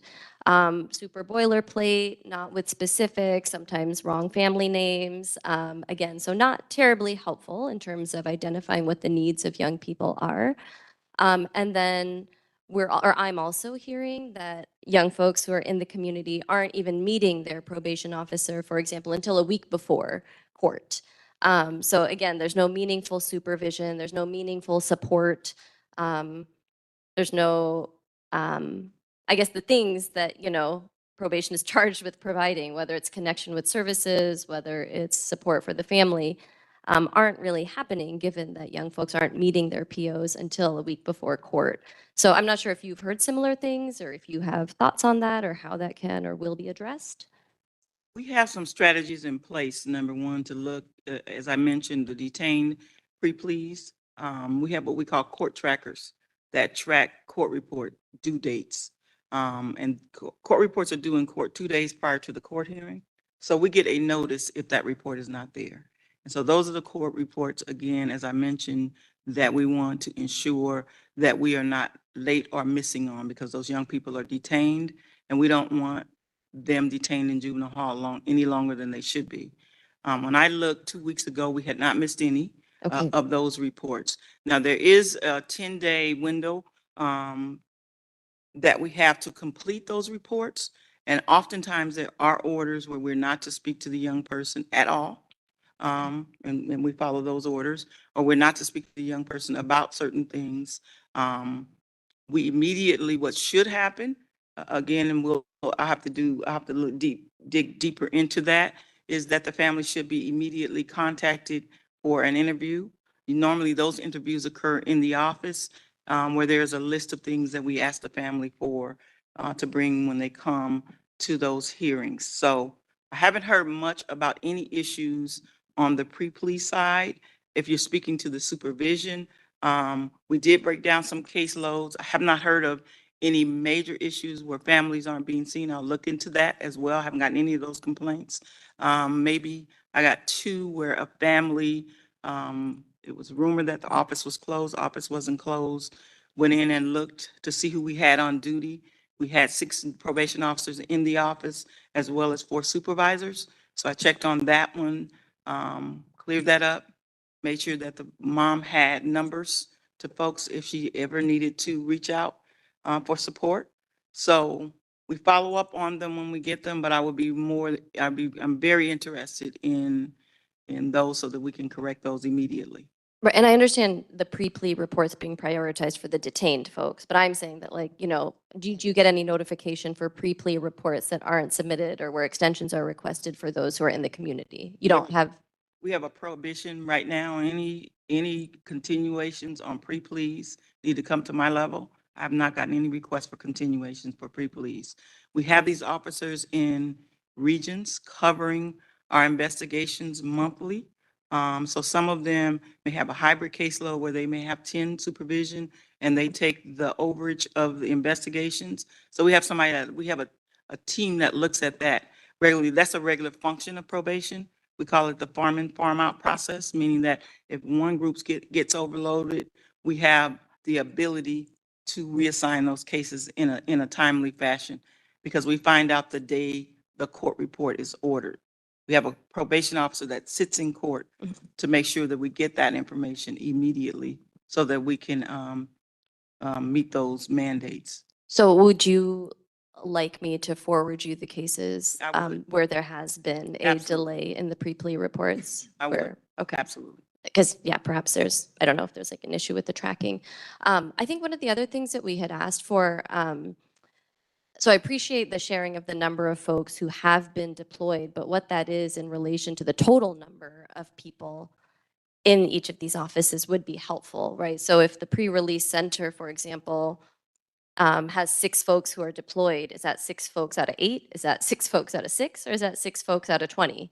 So I don't know if that information can be provided. And then if there can be a breakdown of cases written so that everyone can kind of access it and digest it in terms of like office, right? So if it was, I don't know if it's by Placement Services Bureau, for example, has, you know, I think you said 2,300 cases, but I don't know what that means per office, if that's how it's divided. But it's hard to make sense of, again, if the number of cases aren't shared, either per office or per bureau, and like what that might mean for what it looks like for an individual DPO and their caseload. You know, maybe going from 10 to 12 to 18 to 20 isn't a huge deal. Maybe it is a huge deal. Maybe it's not a big deal for families or individuals to have to come into the office. Maybe it is a big deal. I'm not sure, but it's hard to gauge without kind of that breakdown of like cases per office and then also the total number of staff who were originally there in comparison to the number that was deployed. Yes. Commissioner Kakani, I know my colleague Donisha over there is writing down these requests to make sure. So can I just clarify exactly what you're asking for here and ask if you're making this as an official request? So I'm hearing you say, for example, the first part of the page says Adult Investigative Services Bureau, 30 people deployed. You're saying 30 out of how many staff are assigned at that location?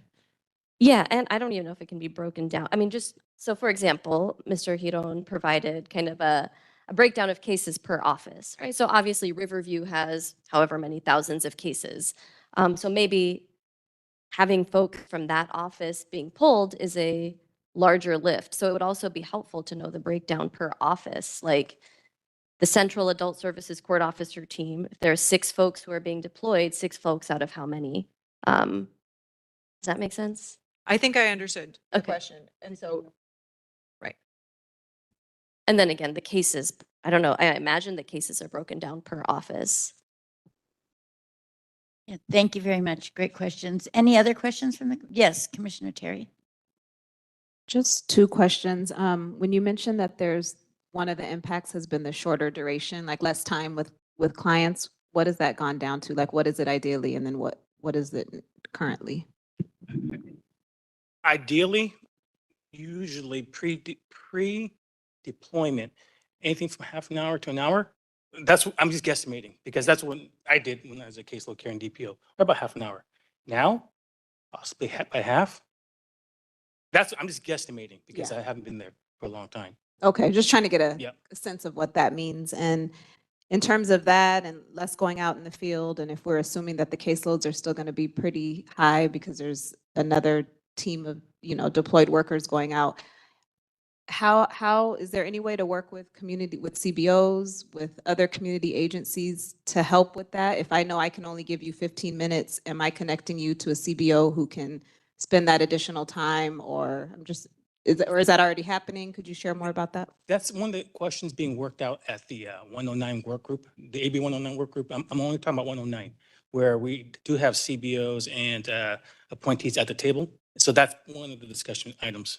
So once this budget cycle moves through, I can come back and say, hey, such and such, we're proposing this with this amount for X, right? So, but those are some of the questions being asked at that table at PSRT. Thank you. Any other questions? Yes, Commissioner Sean Garcia Lays. So I hear two things about this. One is because of these reassignments, the probation department is not being as effective at its job of reducing crime, which is another way of saying that crimes are happening because of these reassignments. The other thing I'm hearing is that these offices are grossly overstaffed and people aren't really doing anything anyways, and so this actually isn't having any impact at all. And I don't know which or if either of those are true or if there are some other effects of all of this. So what does the department know about whether or not these reassignments have increased crime, or whether or not crime has increased as a result of these reassignments?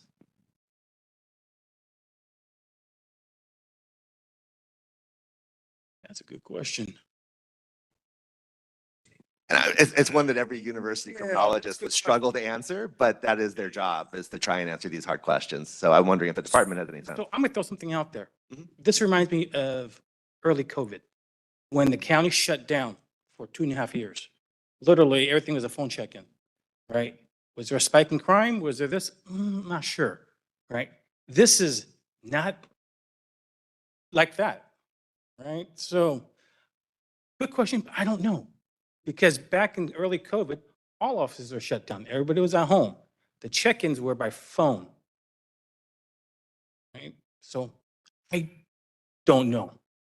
Not sure if Ms. Epps has anything for this, but I really don't know. Would you like to make a motion so that we could know? No, well, so I'm hoping none of my clients are listening, but I've had clients who I was like, yeah, you should have gotten violated, and that actually we're all a little bit better off that you took a break. So, I mean, violations would be one way of measuring. Is there a dip in the number of recommendations for violations? Is there a dip in the number of weapons that are being recovered as a result of searches? Any sort of measure of outcomes at all might help give some clarity to this, because we have measures of inputs, and this tells us that there's an impact.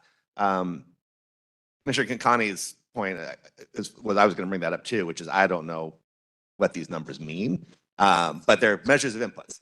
I don't see any measures of impacts in the community or outside the department staffing, and that would help me know whether or which of those two things I'm hearing is true, that there's been no impact, again, which would suggest that probation is not very effective if there's no impact to it not doing what it was doing before, versus there is an impact, but I want to know what that is.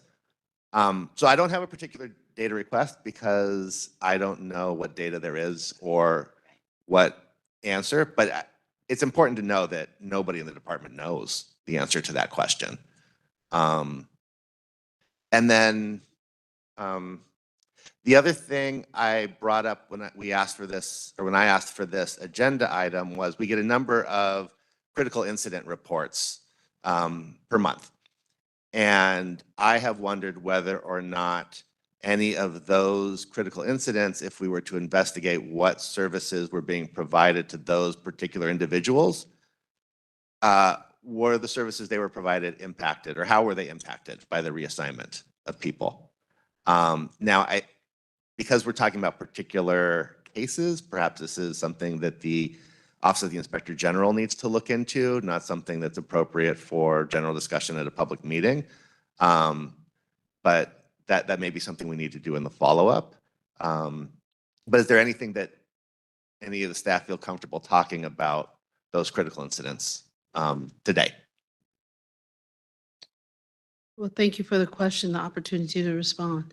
So there was a critical incident that hit the press. So we would look at any high-profile notice. There was an individual that shot a cop, and their critical notice came out. So the immediate question was, when was the last time the person was contacted? So according to our internal data, this individual had been contacted on the 8th, just under 2 weeks before this incident happened. It was an in-office visit. I asked what was the pattern of compliance with this individual. They had been in compliance with their probation. They had had no technical violations. And prior to that, they had had no documented new law violations, and there had been no warrants issued. So when I get a high-profile notice, you just kind of go back to what you know. And it's been my experience in probation to always follow up and say, hey, give me the breakdown. How many contacts have you had with this person? What was the controlling offense when they came onto probation? What was the last contact? What was the last contact type?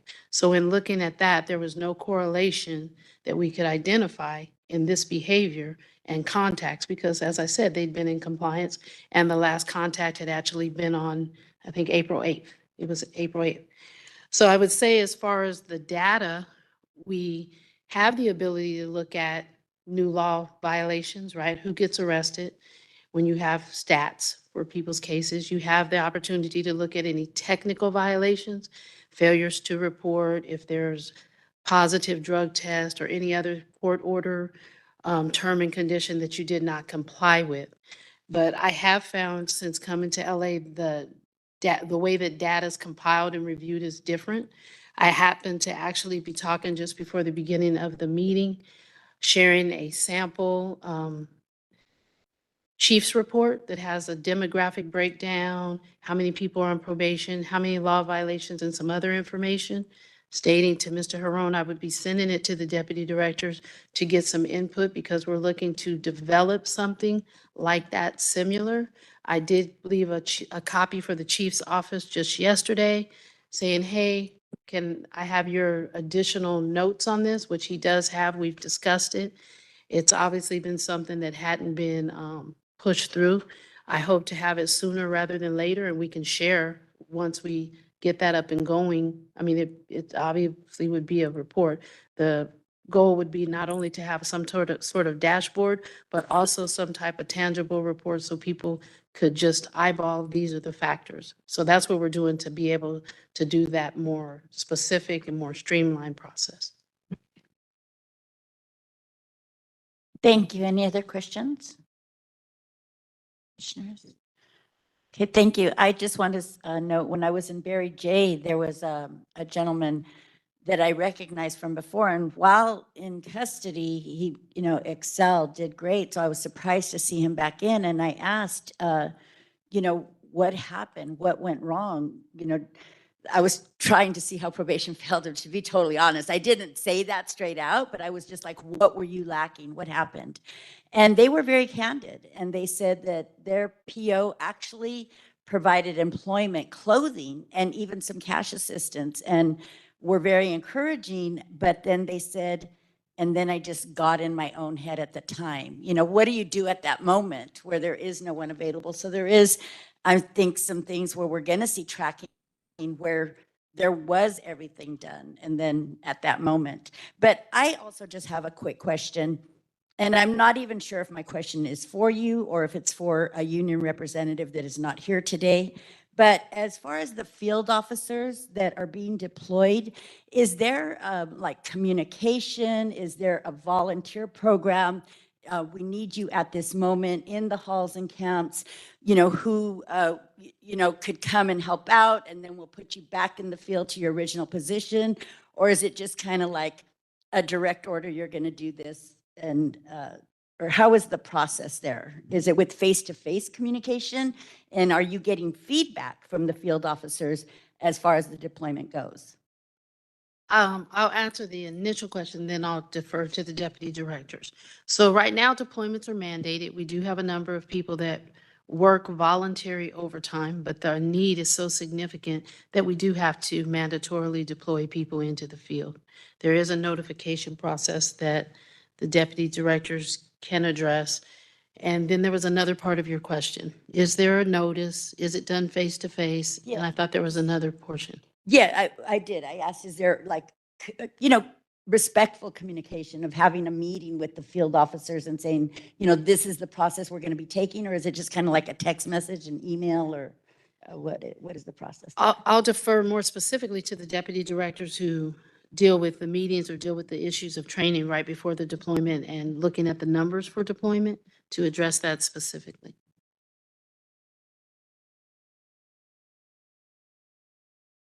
The staff get a phone call from the supervisor. Oh, So it's a direct phone call.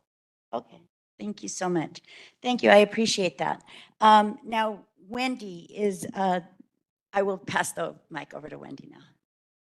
Okay, we're going to go to public comment. If there are people in the room who'd like to make public comment, please feel free to make your way up to the podium. And those of you who are online on WebEx, use the little raise your hand function or dial *3 on your phone. Again, if you're watching on YouTube, there's no interaction or available public comment there, but you can join on WebEx and call in. We're going to begin with Mr. Bell. How you doing?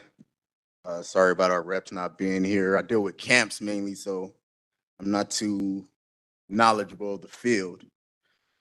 But some things I do know, and Ms. Canales, that was a good question you brought up. Some of the responses I got from the officers about how they were told were about, some were told 2 days before they were supposed to show up to training.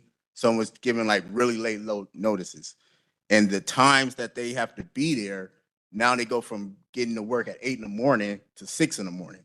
Who's taking their kids to school? So I don't know a lot about the operation of the field, but I do know how it is affecting our officers. There's reports of officers losing visitation with their kids because they had it on a weekend. Now they got to work the halls on a weekend. So now, you don't know how their marriage was before. Now they're losing visitation with their kids. People are losing houses because now they're sitting home. They don't have income coming in. So there's a lot of officers being affected personally. Operation-wise, we'll get to you on that. We'll make sure we have a representative here to make sure we explain how it goes. But 18,314 people, and majority of our officers are in the halls. We know something's going on. We know something's wrong. It ain't no way we're getting all the supervision we need with that many people out there, and majority of our people in the halls. But we'll get more into that later. I'll just leave with, actually, I want to address, you said overstaff is part of the problem. That's not the issue. These officers are never overstaffed. We actually need more field officers. We just gotta be able to promote and get them in there. I want to end it with 4 questions. I know you guys don't have to answer it, but I know there's field officers who are watching right now, and they would like to know probably. Will the officers who are sent home because they were unable to work in the halls return to the offices as well when their 60 days are up? Are they being notified when they're returning, or can they just be like, hey, my 60 days is up, I'm gonna show up to my office now? How many people are left for the second round? Because a lot of people, one more. In the hiring for the DSOs, how is that going in order to stop deployment? Thank you, Mr. Bell. Hi, Tyreek. Welcome. Good morning, everybody. I just got a couple questions because, like, maybe y'all answered these already, but my first question would be around choosing which staff is sent in, because I know like certain staff, certain officers are injured or they don't have the physical like things to actually be able to go inside of a juvenile hall and be impactful. So how do y'all choose that? Because I would hate for like some officers who can't physically keep up with the youth to be inside of there. And then secondly, around like caseloads, right? Because you said like people are being deployed from the field, but they have caseloads. Are y'all notifying those people on their caseload that they are or that they no longer have this probation officer anymore? Because I think like especially like when you're talking about probation officers, some are more rigorous, some of them want different things from each other, and now people are sitting there and wondering, will it be the same or will it be different, or are they going to the same type of people? I don't know. It's just questions around those two things. I wrote those down and we'll go back to them after we get through public comment. Thank you. Good morning. Sorry. Good morning. My name is Rochelle Mesco. I'm the director of the Juvenile Justice Clinic at Loyola Law School, where we represent youth ensnared in the juvenile delinquency system. I know there's a lot of talk today about deploying probation officers to the halls. I'm here today to comment on the lack of, well, what I am told is the lack of staffing at the halls. Defense attorneys within my office and our legal team, including the certified law students, have waited up to 3 hours to be able to see our clients. And this is just in the last couple weeks. Multiple people on our team have been told we can't see them on certain days. We have been told, quote, you can wait, but I doubt you'll be able to see them. And literally the information that was provided to us is that there's not enough folks to be able to walk us over to the pods, which were, at that point, we were told only one attorney was there. And there's, I believe, 4 pods that were possibly open. There's interview rooms. In other states and the US Supreme Court have deemed this amount of wait time unconstitutional. It blocks our youth from being able to have adequate access to their attorneys and courts, the court system. Youth that are within the juvenile halls are also overrepresented, obviously in terms of Black and Brown youth, but also youth with learning disabilities, youth with exposure to trauma, and youth with mental health issues that require constant, frequent visitation with their attorneys and legal teams, and to deprive them of these specifically vulnerable youth of access to their attorneys deprives them of access to relationships, meaningful relationships, access to knowledge about what's happening in their cases, and access to actual movement towards rehabilitation. Now, I know that we're being told that it's an issue with staffing. However, there have been times where we go into the chapel at Los Padrinos and about 4 to 5 staff are just sitting there chit-chatting. Now, I know everybody deserves a break. I know everybody deserves to chit-chat while on the job. However, when it comes to constitutional rights, lack of staffing should not be ever used as an excuse. And the Supreme Court has actually ruled on this issue, saying that wait times longer than 45 minutes is actually unconstitutional. So I'd love to know what the response is to that. Well, my first response is thank you for bringing it to our attention. I think we're going to try to go through all of the comments. Thank you. And then give you a chance to respond. I'm sorry that that makes it hard to remember all the questions, but I'll help you do that. So yes, thank you, Raquel. We're going to go to the online comments and start with Lena Mallett. Lena, thank you, Deputy Chief Epps. Lena, we're going to unmute you. Thank you. Lena Mallett with the Children's Defense Fund. Your reflections of the way that reassignments have supposedly had little impact on field services feels deeply, deeply disingenuous to me, especially when we're hearing otherwise, that young people can't get in touch with their PO, that pre-plea reports aren't getting done on time, that young people and adults alike aren't getting referrals to essential mental health and substance use services that impact their freedom, their livelihood. And the fact that there are 5 officers in the South Central office tasked with caring for roughly 1,500 people is astonishing to me. That's a caseload of over 300 human beings, likely with varying high needs. This tactic has failed in its short-term application, and there's absolutely no doubt in my mind that its long-term ambitions of achieving staffing compliance with BSCC's minimum standards will fall short. Introducing strangers who likely have no interest in building relationships with the young people is contrary to the most basic foundational youth development principles that emphasize trust building and long-term invested mentorship. There's no way that the 59 hours of general training is sufficient to respond to the needs of young people who are in custody. So I guess my question is, what is the real long-term plan that the department is considering? And I would urge that if they were truly concerned about long-term solutions, that you would be advocating collaboratively for decarceration and pushing the county to realize the full funding and implementation of supportive networks and resources that would be ready to receive young people in their reentry journey in the ways that this department has failed over and over again. Thank you. And sorry, I'm going to pull up my list here. We'll go next to Tanya Ibanez. Yes, good morning and thank you. I'm looking at the report that was attached to the agenda, and I wasn't sure if I was reading it right.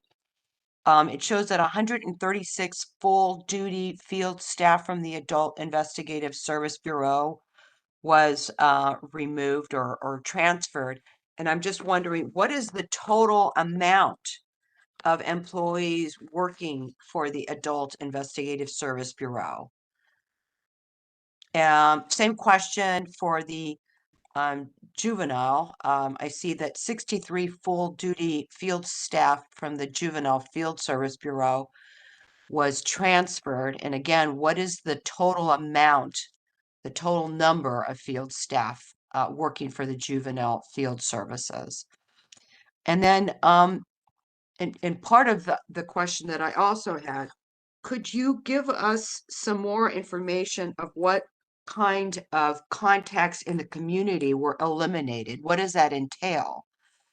When a probation officer is not able to make a contact with the community, what can the community expect the outcome of that to be? I mean, is this visits to the probationer? Is this visits to the schools? Is it visits to the I mean, I don't really know what that means. So that's pretty much it for me. Thank you. Thank you, Tanya.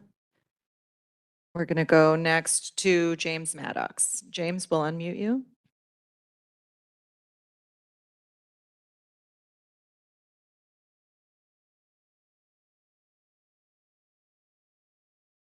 James, can you hear me? I can hear you. Can hear you now. You can begin. Okay, terrific, terrific. James Maddox, my question is really to Ms. Cotton, and she said something that I would probably reflects my naivete. Why would someone, she was talking about staffing and that people would walk into the probation office just because. I'm just curious why anyone who has no why would I walk into a probation office? I'm just curious on who those people are.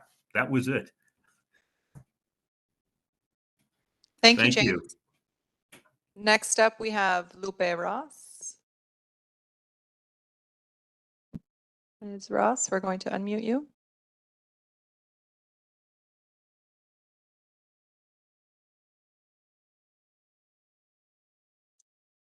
Okay, hello. Yes, you can start. I have some comments to make here.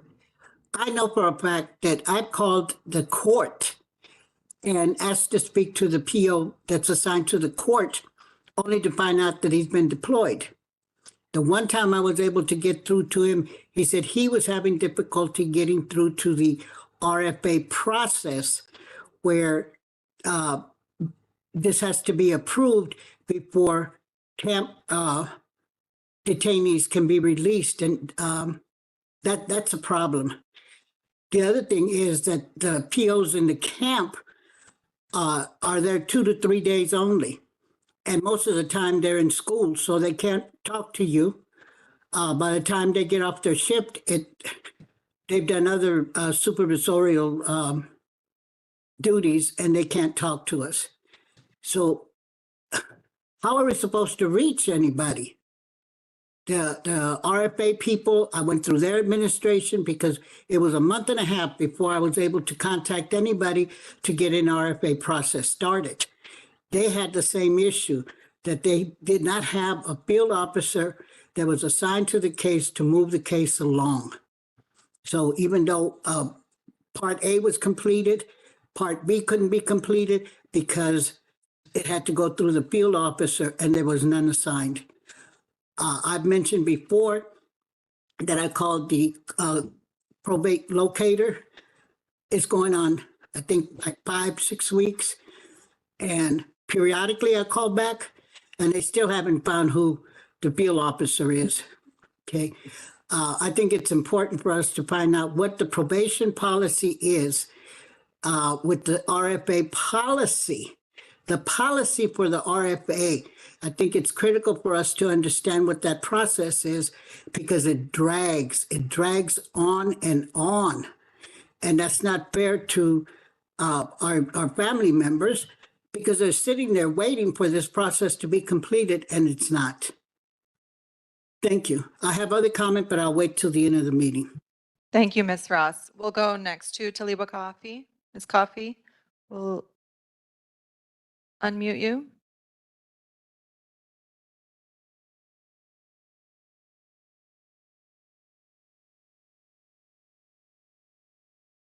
Okay. Can you hear me?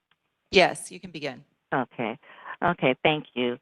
So I can personally speak as a ASCOT Service Court Officer, employee, deputy probation officer, on the impact of how this reassignment has affected my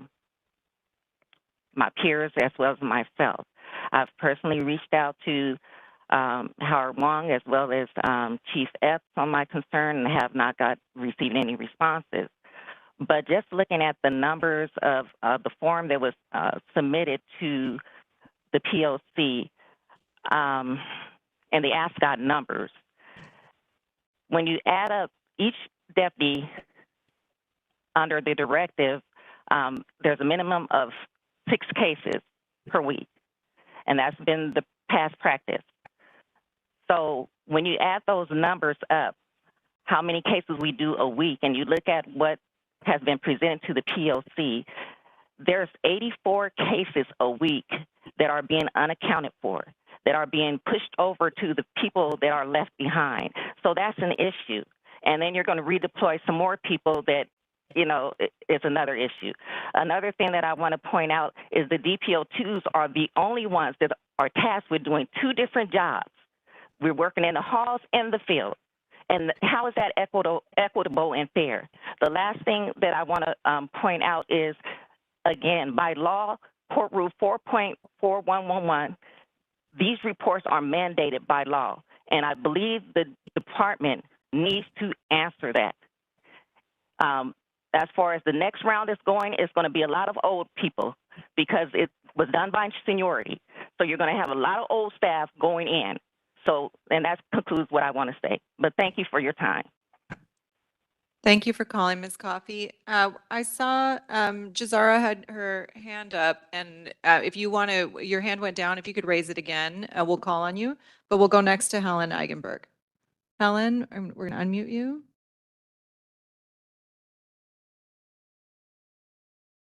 I just want to say I'm so grateful for the POC Commission and the chance that we're able to speak to these things. And I am grateful to Chief Epps and her staff. And I know this is a really hard situation. But I have to tell you, in listening to all this, I'm just a community member in Los Angeles. And when I listened to all this, I know that we scrambled to fill this understaffing in the facilities so that the BSCC wouldn't shut down Barry J or LP. And so we moved folks from the field to the facilities. It feels, when I'm listening to all this, I'm like, wow, this is simple math. If we have a hole somewhere and we fill it from another area, now we're leaving a hole there. And I'm hearing from public defenders and things that I'm reading that this is having a huge impact on people. And even just listening to comments right now. So I guess I'm just really commenting that my heart is aching because I'm just wondering, when are we truly going to get it together and put our youth front and center and give them the care that they need and deserve? And thank you. I appreciate being able to say something. Thank you, Helen, and I'm glad you're back, Jazara. Thank you for re-raising your hand. So we'll go to Ms. Holliday next. Everybody, my name is Jazara Holiday with Youth Justice Coalition. Youth are being affected by the negligence of you all system, and it's been going on for a long time. I was negatively impacted by the worst PO, someone who was only interested in incarceration. But anytime I needed her help getting connected to resources, a job, a new school, she never answered or helped. And I can only imagine the impact that she has had on kids in the last 5 years. How many youth have fallen into the system because they weren't provided the resources? Cases being delayed for a year or two with no real plan for the youth. Just push them back out there and wait for them to fail again so you could keep them.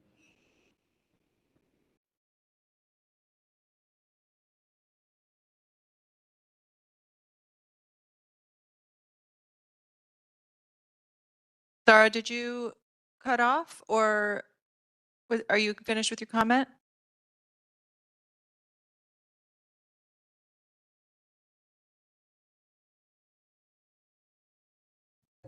Yes, ma'am, I'm done. Thank you. Okay, thank you very much. Okay, so I believe that's the end of public comment. I'm going to read the questions that I have, and maybe if commissioners, you can listen and make sure I didn't miss anything. So I have I'm sorry, I had this pulled up and now I don't.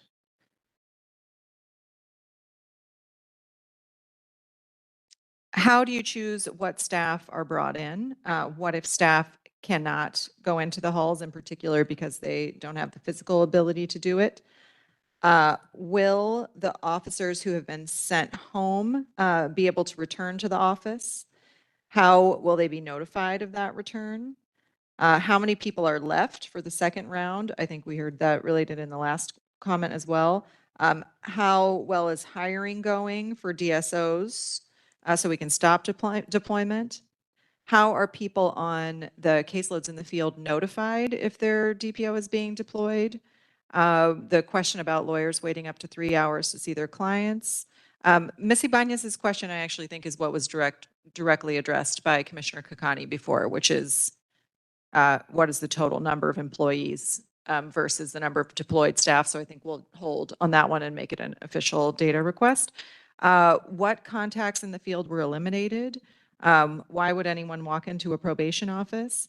And then questions about RFA policy, which to me means resource family application. I don't know if there is another meaning of that acronym. Is that it? Okay, great. Did I miss anything? Yes.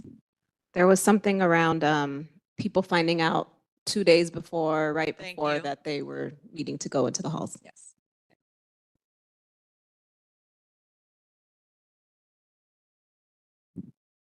First, I'll start with the issue of the excessive weight. So I've heard a number of things today that have obviously not been elevated to the proper place for review. So if you have a pen, so there is a ombudsman assigned to probation. So we'd like to review these. So I need you to submit a citizen's complaint form, or you can call the ombudsman to put your complaint in by phone. And this goes for anyone on the phone, anyone on the commission. If there's a concern regarding the timeliness of reports that people aren't being seen, we'd like to give it the proper review that it deserves. Because sometimes there is a backstory, maybe not, but we need to seriously have a timely way to look at these concerns so that the citizens of LA County get the proper response in the proper time, so that our kids are getting what they need if there is a deficit or if the need's being addressed, that we can respond in a timely manner to say, hey, this is what's going on here. The ombudsman's number is 1-877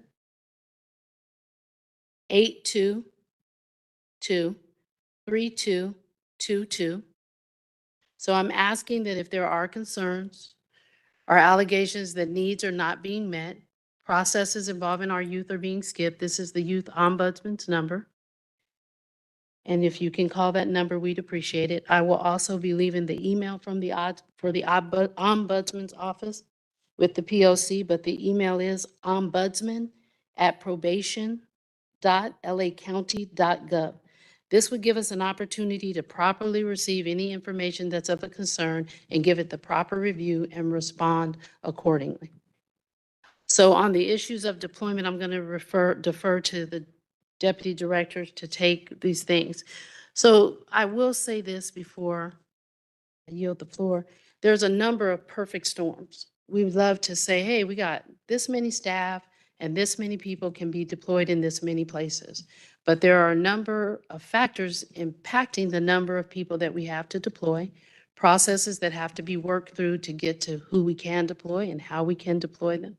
So these things are in continual assessment and review. We do have our first group of deployed staff returning to their offices. There have been some exemptions made based on discussions with the deputy directors. The deputy directors are completing the plan where we will have offices, field offices open the first and third Saturday of every month because we realize we need to expand the service times given the number of staff that we have. We are aware, we have openly stated to the courts, to our AB 109 partners, in the last meeting, we're aware that things are thin, the numbers thin, but we're making it, and we expect these numbers to increase. We're looking at staff that can be accommodated. Some of them have already returned to work. We expect others to return in the percentage that we can accommodate people, but that's a whole nother issue. We're transferring staff from juvenile services where the caseloads are smaller, and there hasn't been quite an in-depth assessment. We can consolidate some caseloads there, bring those caseload numbers up. It's hard to justify to probation officers or to justify to the public when you have caseloads that might hit 45 or 50 in juvenile, but you're getting it handed to you in adult where caseloads are 100, 150, 200, 1,000 in bank caseloads. How do you make the justification? So we're looking there critically to make the necessary adjustments and spread the love throughout the department to make sure that we're catching those gaps. I'll openly say sometimes it's like catching ants in a colander, but we're doing the best we can and we continue to, as I said, assess, look forward to resources returning back to the department and being able to adequately allocate those resources. So we're not saying that this isn't a difficult place to be in or a difficult decision, but we are saying that we're working on it, we're continuing to look at it, and we will have ongoing resolutions and we will come back and report. So thank you, and I look forward to receiving the information so we can assess any of the complaints we heard today or situations of concern from our commissioners and members of the public. Thank you.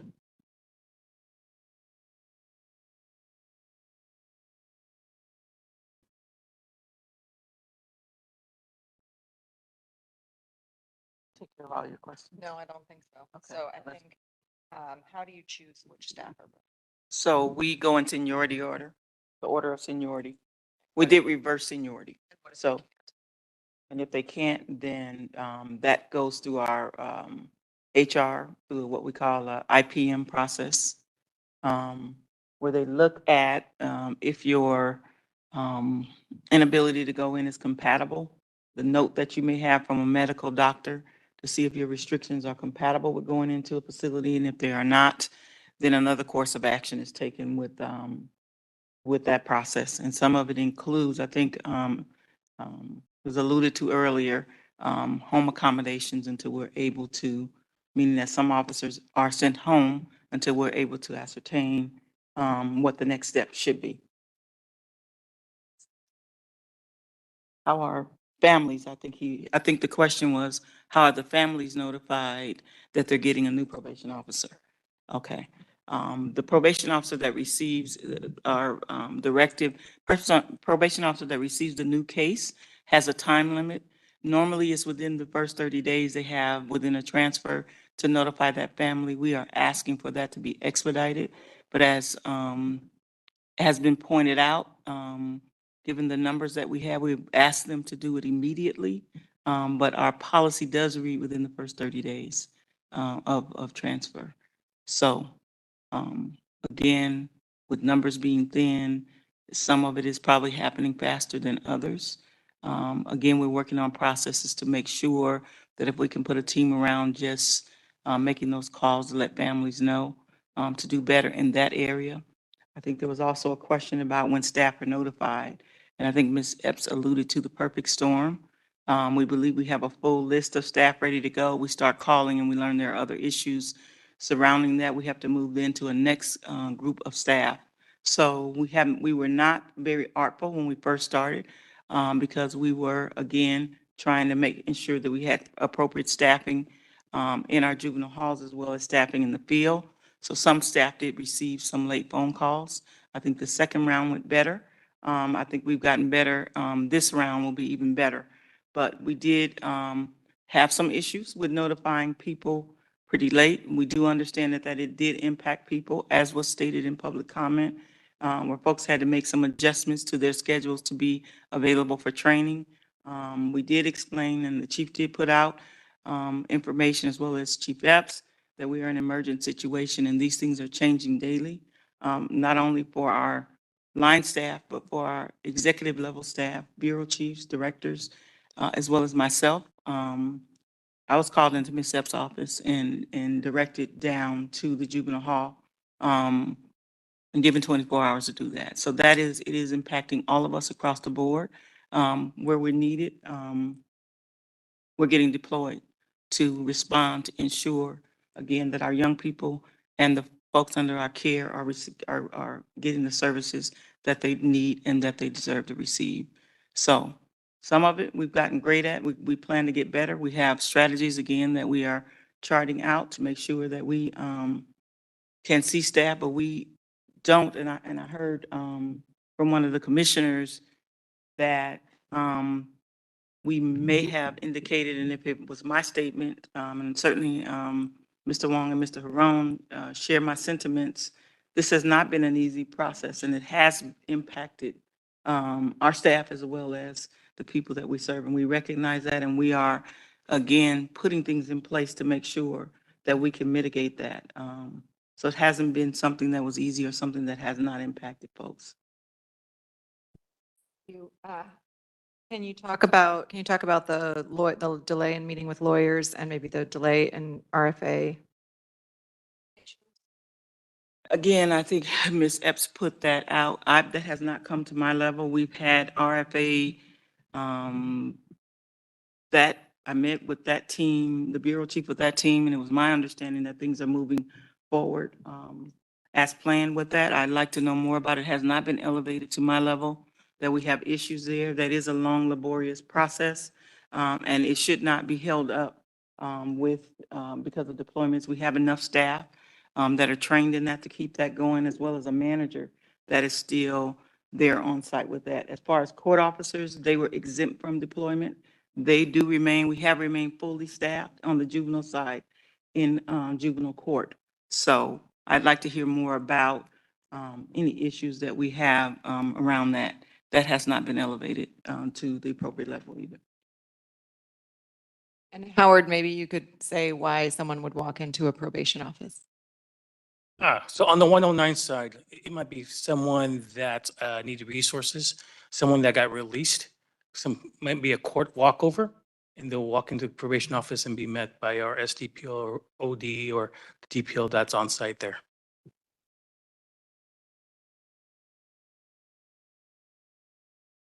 So much for that. Commissioner, is there any more questions?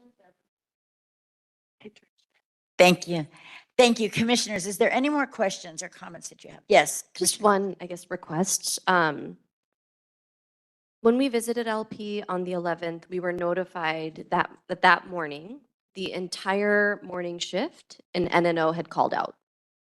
And so folks were being pulled from different units, whatever it is. Once again, lack of consistency for the young people in terms of the adults who are supposed to care for them, monitor them.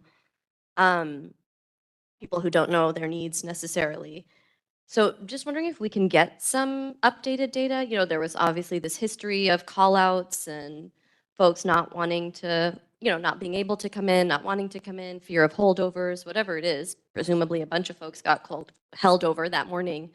So it would be great to get an update on call outs following this deployment and if that remains an issue. And then the second thing I just, again, wanted to, this is more of a comment. I think what we've repeatedly heard is that consistency is so important.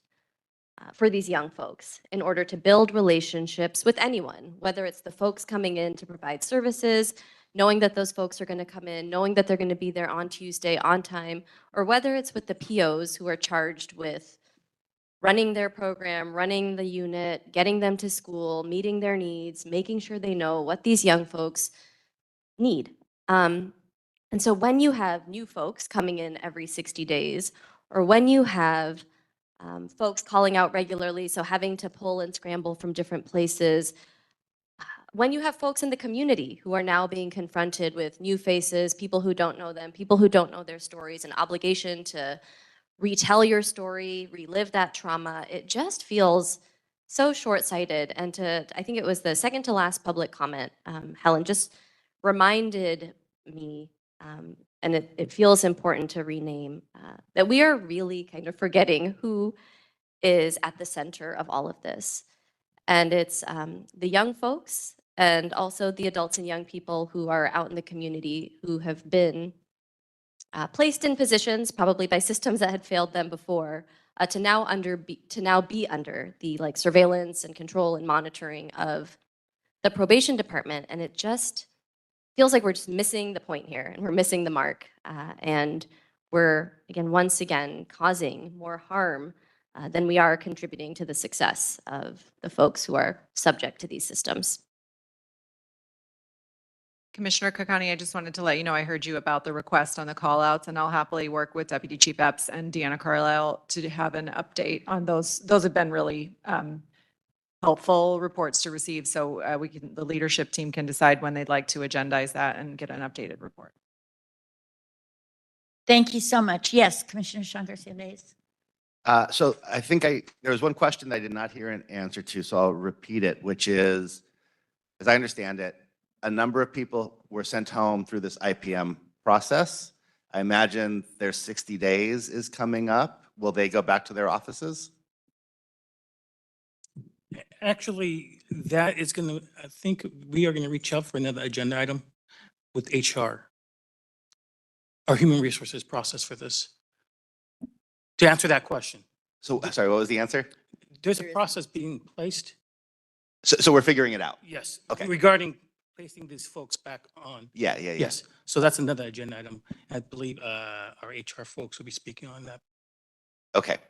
And then finally, I feel bad I forgot to bring this up earlier, right? That there have been reports that a shocking number of people have been sent home through the IPM process.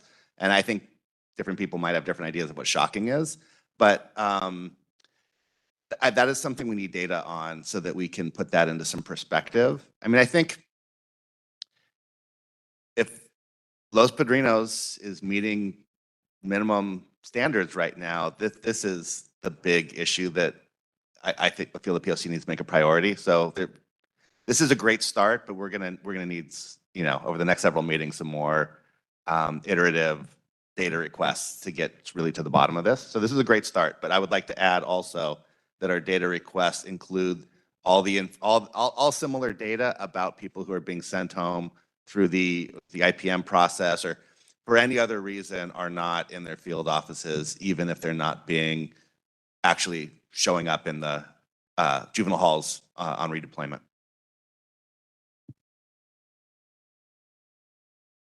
So would that be added? Is this going to be an agenda item? Okay, thank you. We will make sure to note to hopefully have that on the next meeting as an agenda item, yes? And can you remind us what IPM stands for? Interactive process meeting. Okay, thank you. Interactive process meetings? Okay. Yes, Commissioner Don.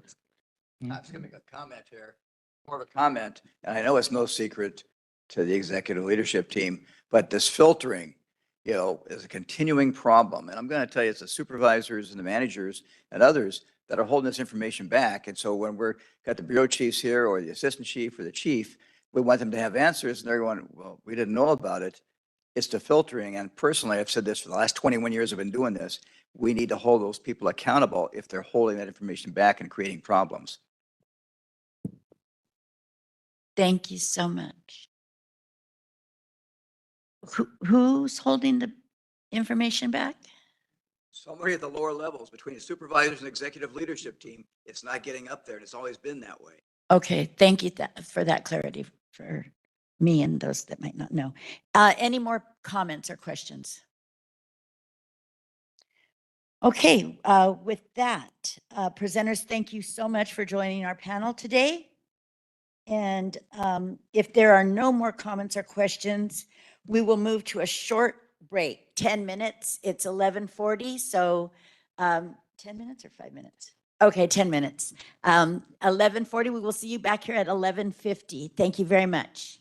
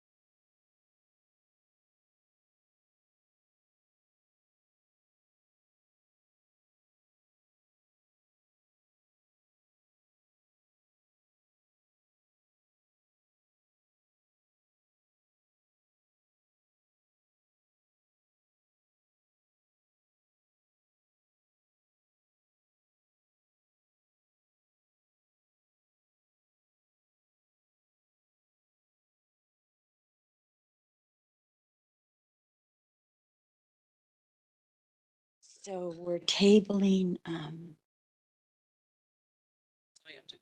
yeah.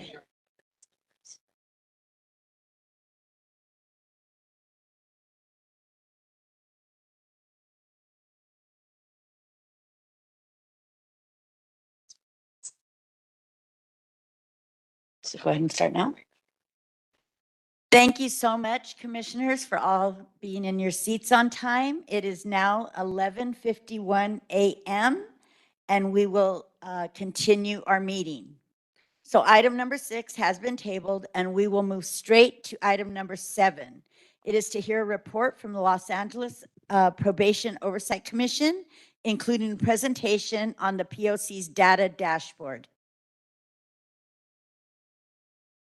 Thank you, Chair Canales. I'll say a few things before we get into the dashboard presentation, which is like the most exciting thing I've had to report in a very long time in terms of the actual offerings that the POC is able to offer to the public. So we have been busy with the staff and work with the commissioners behind the scenes, including launching our 2024 inspections process. We've completed our inspection at Dorothy Kirby Center, and next up is Campus Kilpatrick, and then the following inspection will be Los Padrinos.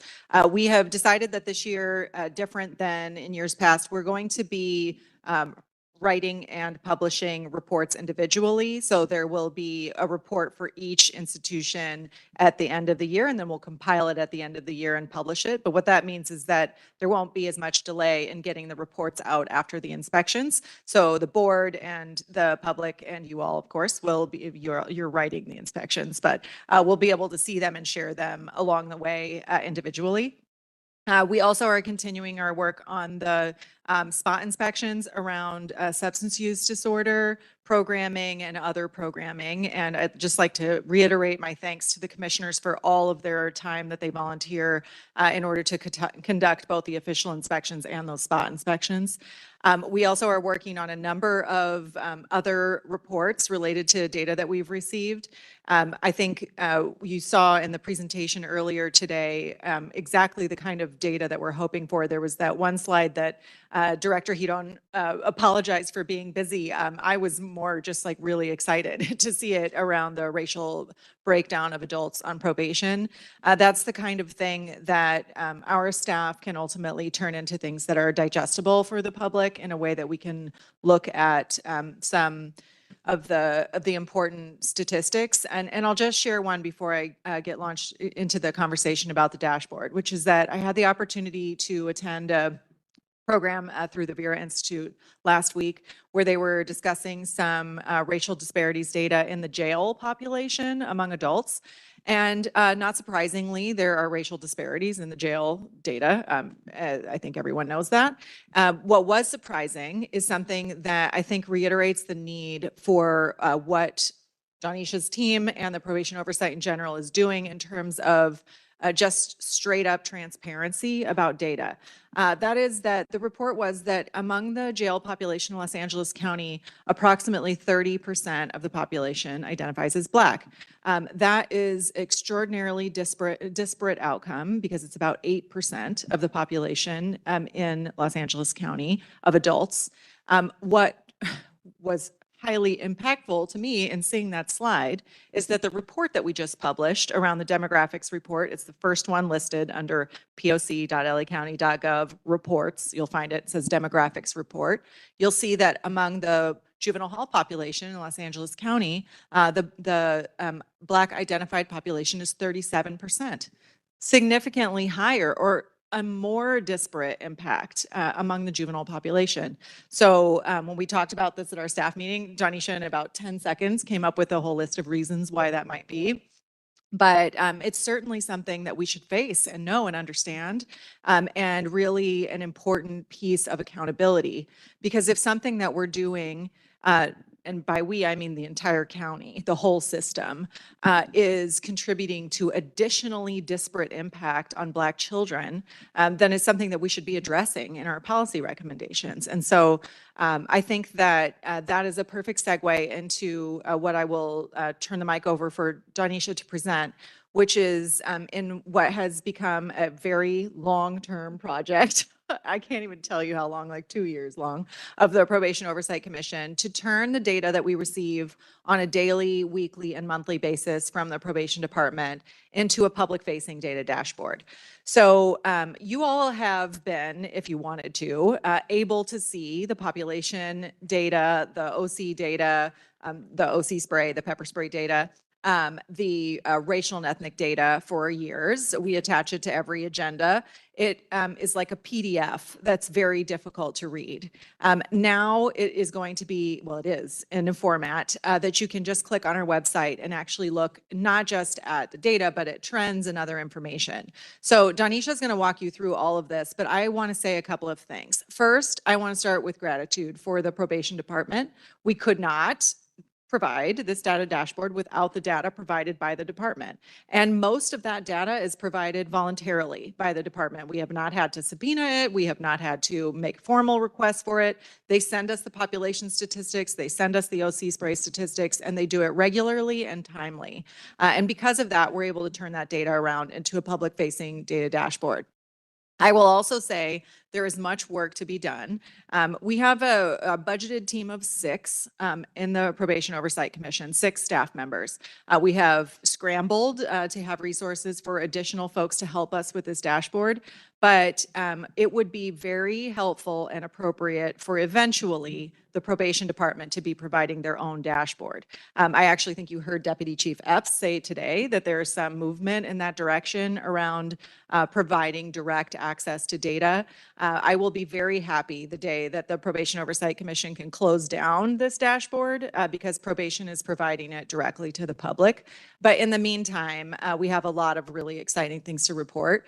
And we look forward to your critical feedback about this dashboard. And I really mean that. I know I've like overemphasized how hard we've been working on it, but we want to know what works and what doesn't work for you and how we can improve it. And we really hope you use it. We hope that it's useful to our sister agencies in the county. We hope it's useful to parents and families. We hope it's useful to the media, and in particular useful as we look at ways that we can improve the way that we're doing business in the probation department, and that we can forward the principles of Youth Justice Reimagined through this work. So at this point, all of the data available is juvenile data, but someday soon, we hope it will also include adult data. So with that, I'm going to, with a huge amount of thanks to Donisha Smith and her team, turn this over to Donisha to walk you through really one of the biggest accomplishments of the Probation Oversight Commission so far, which is the public launch of our data dashboard.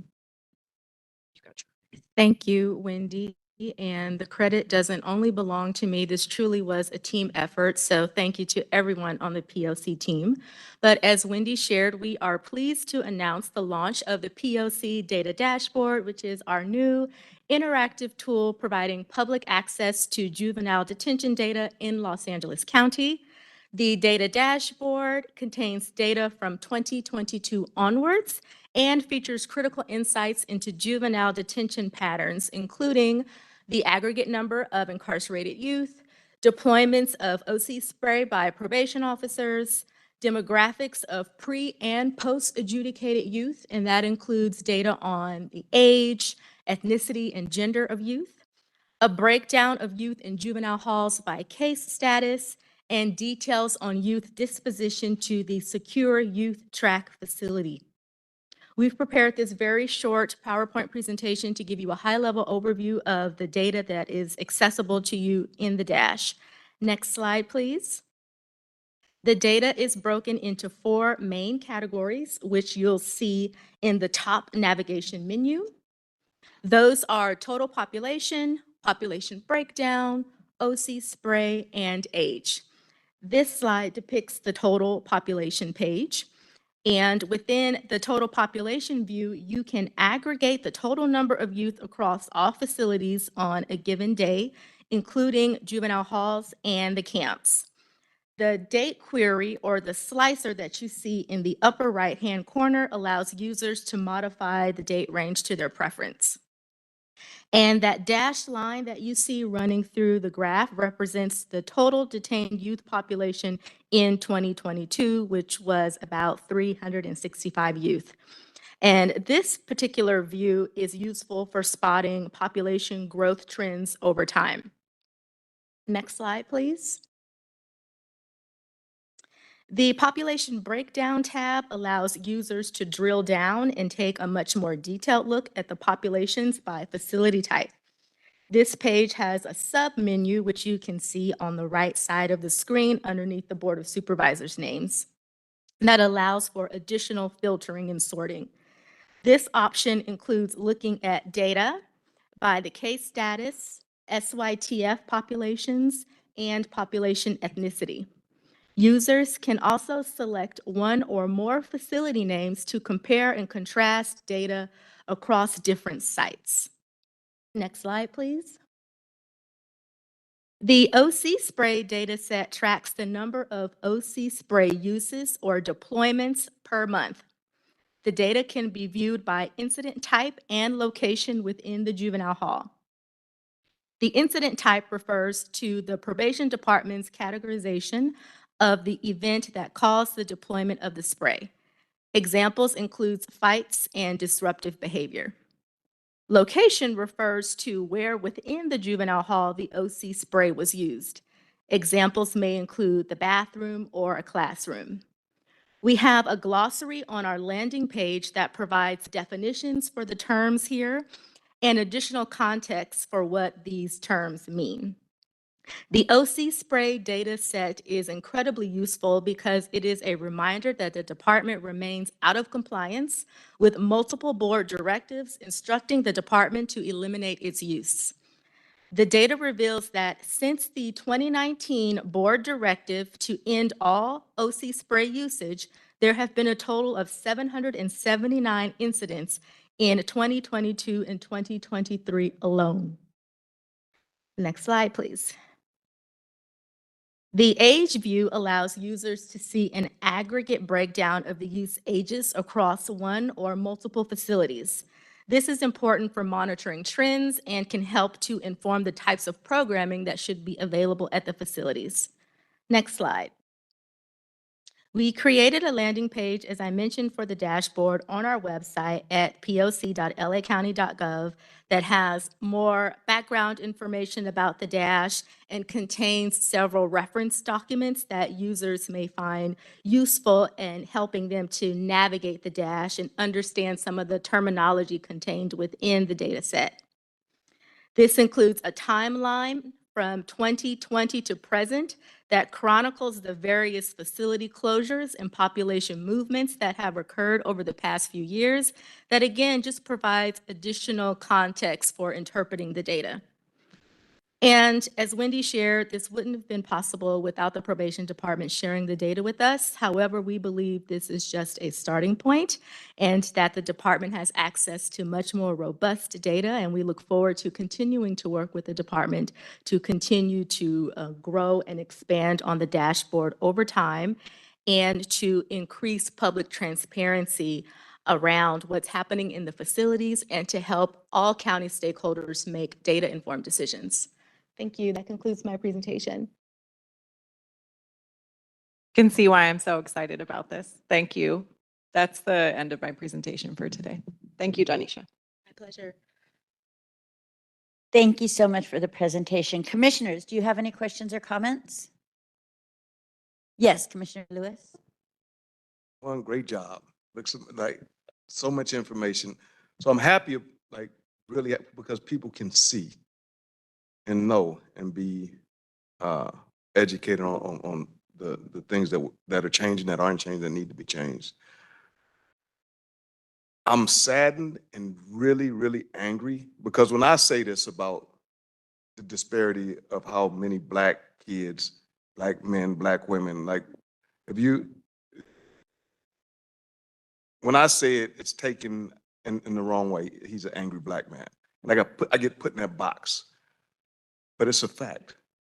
It's a fact. I go in, I know what our population percentage is in the state of California. I know what our percentage population is nationally. I know what our percentage population in carceral facilities are. I know what how we get sentenced to longer terms, sentenced to death more. I mean, it goes on and on and on, but I wish more people would amplify this because it seems like when it comes, it depends on the messenger sometimes, which I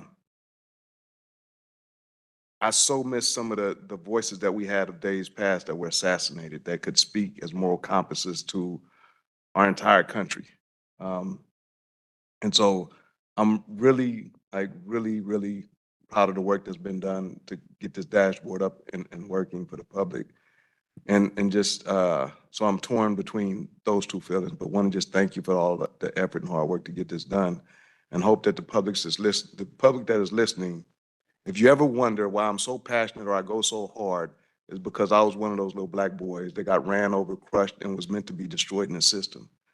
And though I may not agree with everyone on how to approach this system, I'm here trying and doing everything that I possibly can to transform it in a way that's compassionate while using accountability to help our young people correct their moral compass, go home, and be the best version of themselves. Thank you. Thank you so much, Commissioner Lewis. Excellent statement. Anyone else? Okay, with that, Wendy, do we have any written or live public comments? Thank you for that, Commissioner Lewis. Do we have any public comments? Anybody in the room? Public comment? Yes. Okay, great. James? We're going to unmute you. Am I unmuted yet?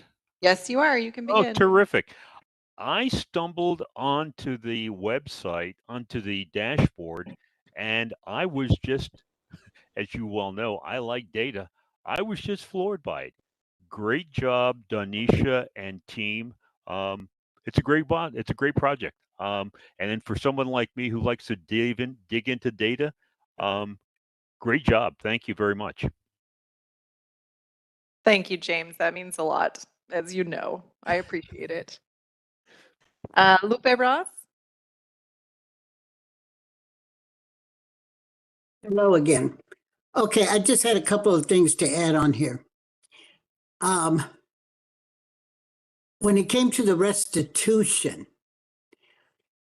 some of us remember maybe a few years back when CDCR got caught up in a big scandal about restitution that the inmates were paying, and they took advantage of a loophole that was in their policy, and the restitution went into providing additional funding for the prisons, and the money did not go to the victims.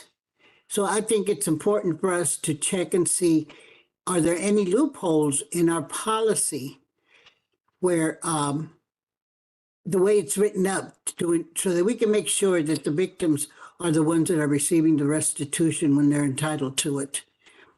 The other thing is, I've heard several times being said that when probationers go into the probation office, there's either no probation officer there or the probation officer, the one that is there, he's got maybe 6 people in line. They're just signing in. The receptionist, whoever is at the reception area there, is saying, well, just sign in, it'll prove that you did come in. But then they weren't seen. I think, somebody needs to look into that. And I think Ms. Epps or somebody like that should be looking into verifying if this is really going on or not. And as far as the ad hoc, I would like to know who can we contact about the ad hoc committee? That's it for me. Thank you, Ms. Ross. You can definitely contact me about the ad hoc committee. I'd be happy to share with you how we're progressing and if we're going to have any meetings where members of the public are invited. So I'd be happy to talk to you about that. Thank you. That's the end of our public comment.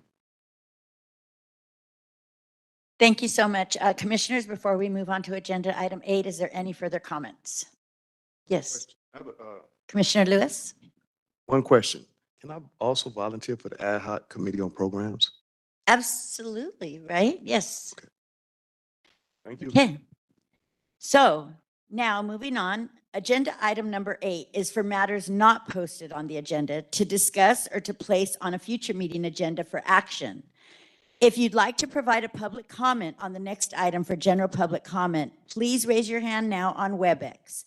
If you are in the room, you can approach the front of the room and get in line. Commissioners, do you have any announcements or items you would like placed on a future agenda? Commissioner Meredith.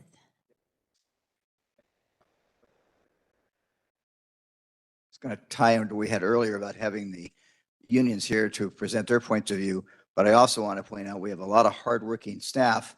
Unfortunately, 2 of those people died in the line of duty, and that kind of gone without recognition. And this is National Law Enforcement Memorial Week. So I just wanted to acknowledge the passing of DSO Michael Walls on April 20th, 21, in the line of duty at Central Juvenile Hall, and Group Supervisor Knight's Arnold Garcia on April 5th, 1994, at Dorothy Kirby.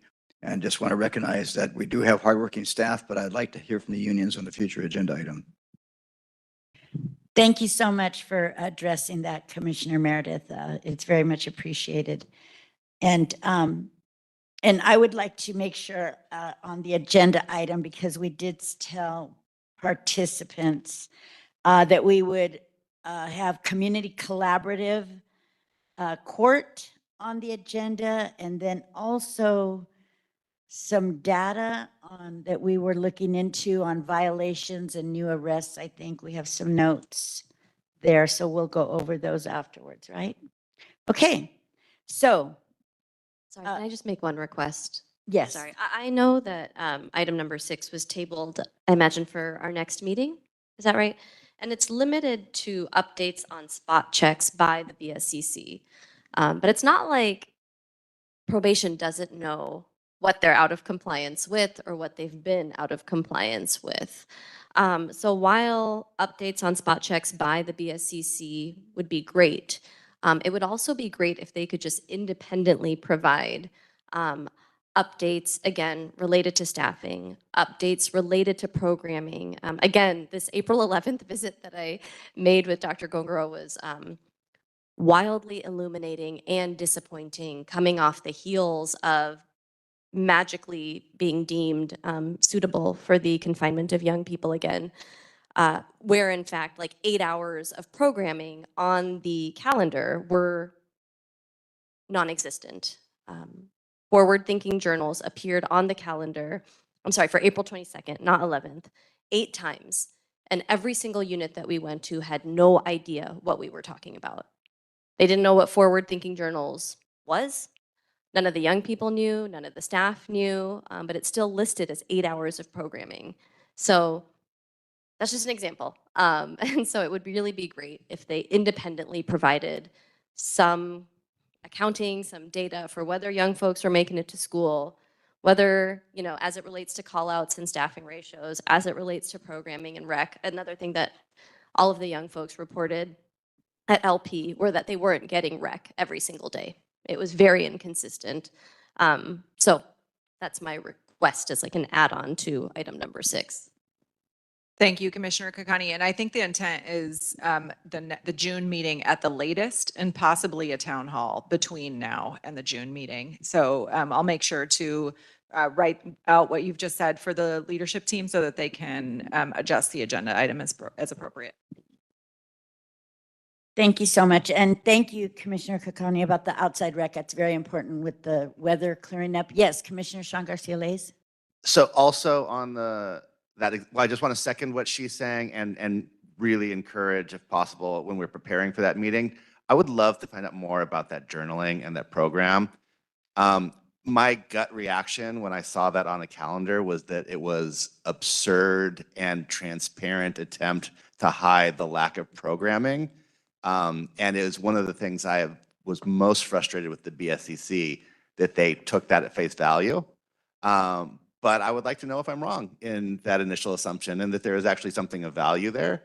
But it struck me as being a pretty transparent attempt at paper compliance and not a real attempt at helping young people rehabilitate. So if we could really try and get them to talk specifically about that when this agenda item comes up again. Thank you.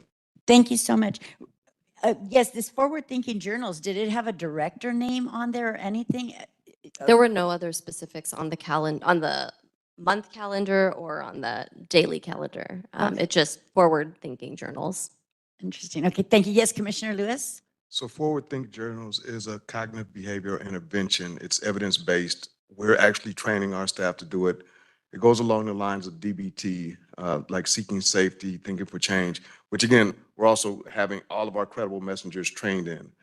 I would love to just have all of our credible messengers, since it's such a, just do it at LP. Like, we have 7 subcontractors through a BSCC contract that go in on Saturdays to run programs in Barry J. 7 subcontractors, from yoga to music to art. To build these programs out, it's a great partnership with probation would make it so much easier to put programs in.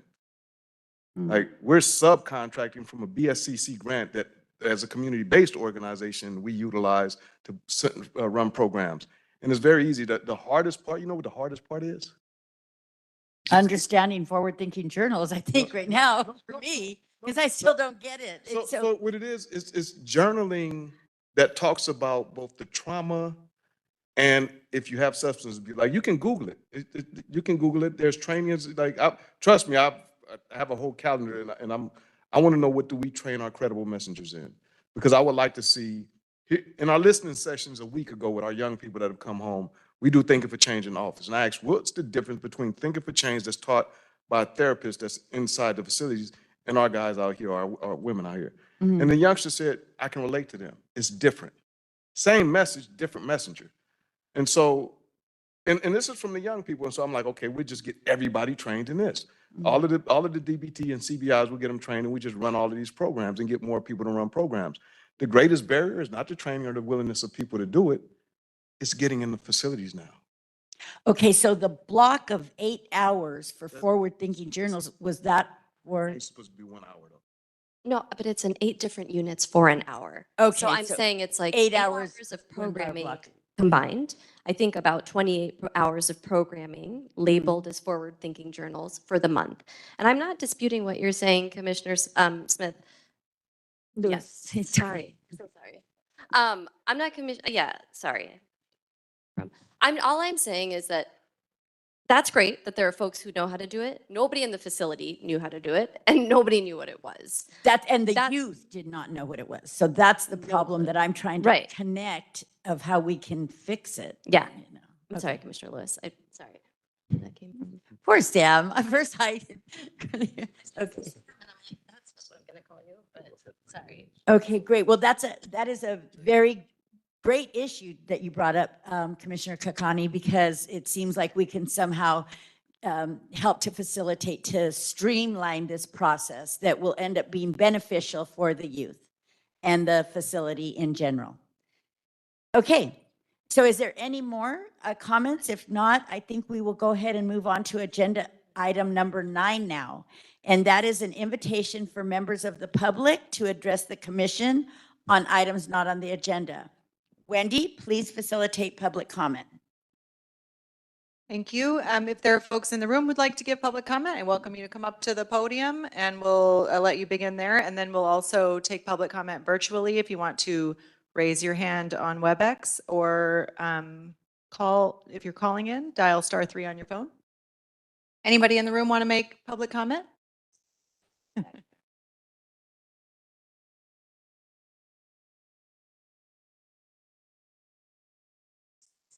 Great.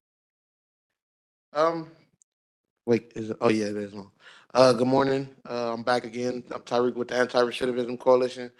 Just really want to express the urgency to help the youth. I know like Commissioner Lewis said, we could bring the credible messengers here and really hear from them here, because they have the best experience. They have that unbiased opinion, and they're in there really working with these kids on a daily basis and getting insight that we may not hear from probation. And they doing all it, and then they also were once youth who were in these facilities and seen how they've grown and changed. So I think it's just important to see if we could have some time at some point hear from the credible messengers here on this body, because I think it's important.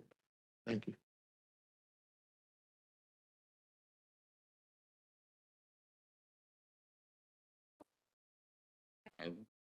Hello, my name is Julio. I'm with the Anti-Recidivism Coalition. I'm a formerly incarcerated youth. I want to speak on behalf on the item that got passed for the next meeting. I just want to express a little bit of my vulnerability while being inside. 10 years ago, the contraband. I feel like I mean, nothing has changed, and we need to figure out a solution on how we can make this change and working with the people that work inside these juvenile halls and these youth. Because I mean, it's just I don't think nothing's changed. In fact, I think it probably got worse. And these kids, I mean, we all shit the same, piss the same. I mean, we're this could be our kids, and I mean, we need to find a solution. You got all these people bringing in this contraband. I mean, except credible messengers, and these credible messengers are in play with figuring out how to work with the youth. I mean, we just need to find a solution. That's all. Thank you. Thanks for being here, Julio. Mr. Bell? All right, I won't be long. I just want to reiterate I know the department was a little wishy-washy with their answer when it came to the people that was sent home and them returning back to work. I just want to make sure that you guys really hone in on that and and ask questions like, are they trying to be reclassified as well? That's a concern that they're having as well. Are they trying to reclassify them? Will they be able to go back to their offices? Because these are guys who may have worked the halls 20 years ago. I'm injured right now because I don't move like I did when I was 30 years old. And now you got these 60-year-olds coming into the halls asked to perform what 20-year-olds do. And it's not fair because they did that already. And they're good at their job in the field. They shouldn't have to worry about being reclassified or not being able to go back to work. I just really want you guys to really look into that and focus on that. And also, good job, Ms. Canal, for running the system. Good job for you, Ms. You made Commissioner Canales' day. Okay, I don't see any more people in the room, so we're going to go to virtual participants, and we'll start with Adrena.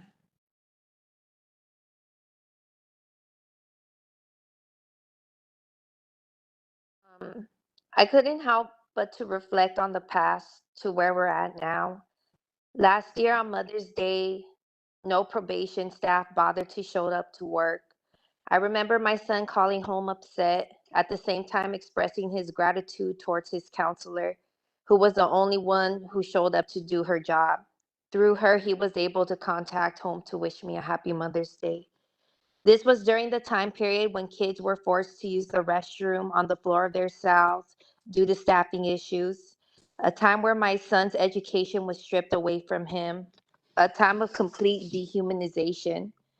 I remember a year ago today receiving news of the death of Brian Diaz, the distress and torment I felt phoning the juvenile halls and being placed on hold to inquire of my child's well being.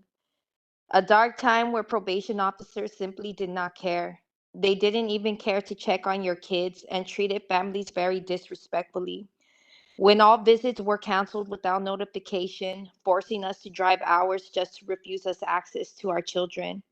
I hope this Mother's Day is not a repeat of last year's. And if probation officers cannot own up to their obligations, then stop lying to the BSCC and admit failure. Being deceitful doesn't solve anything except will cause the department more problems and more accountability. My son transferred out of Los Padrinos and is in Barry J, where he has access to programs in school. I want to thank ARC for their work and efforts in helping our youth. Although my son is getting help now, I can't help but wonder about all the kids left at Los Padrinos, where most juveniles are housed. In just 1 month, my son earned 14 certificates and from straight C's went back to A's and B's, showcasing the differences between two facilities. it feels like county and prison, like a grooming of the kids from a county prison to a county jail to a prison. I also want to thank Ms. Johnson at Barry J. She's amazing, and I could tell she cares greatly about the youth. I enjoy her town hall meetings, which were not implemented at Los Padrinos until recently. I've attended many meetings from Mrs. Johnson, even when Adrena, I'm sorry probation. to cut you off, but that's your Okay, time. Thank you thank so much for calling in. We're going to go next to Oscar Baruman.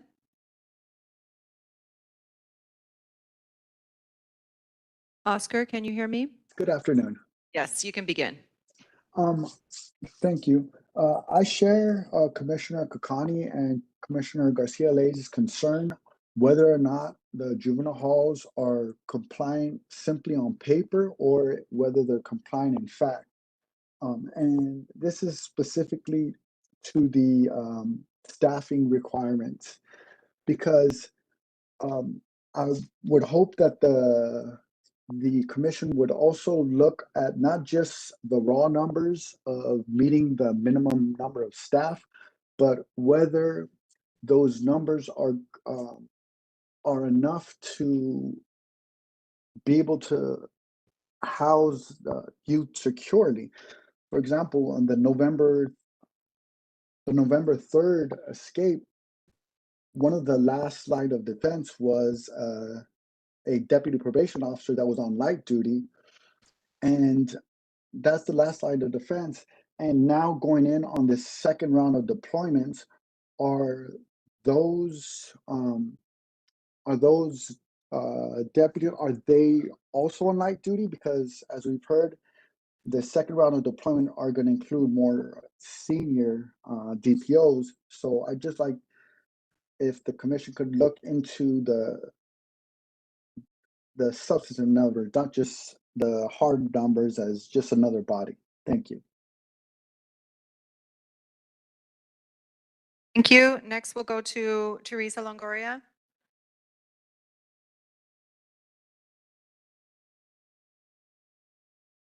Hello? Yes, you can begin. Thanks, Teresa. Okay, I may go over the 2 minutes, but if not, I'll continue and to speak on item 9. So it's item 8. So I worked several years in the hall. I'm sorry, I'm going to restart your time, but we're on item Okay. 9. This is general public comment. We don't Okay, take public comment on item 8. Oh, okay, so a matter's not posted? We don't take public comment on matters not posted. It's not an agenda item. It's just a chance for commissioners to list agenda items for future meetings. We're currently on public comment, agenda item number 9. So you'll have 2 minutes. Okay, all right, thank you. I believe that the BOS has created a real big old mess, and they're expecting the field deputies to clean it up. So they appointed Mr. Chief Rosa without our knowledge, and they're expecting, we weren't even aware that he was sworn in as our chief. I don't think he has a true grasp of how our department is running or the complete chaos that his leadership has created, especially with the superior courts. As sworn peace officers, we have to abide by our current laws and statutes, and I am outraged that my colleagues are being punished and sent home to burn their time because they fall under the Americans with Disabilities Act. And we have plenty of court-ordered reports to do and court-ordered clients to supervise. And our bureau chief should be subpoenaed. So I don't know if you can add that as an agenda item.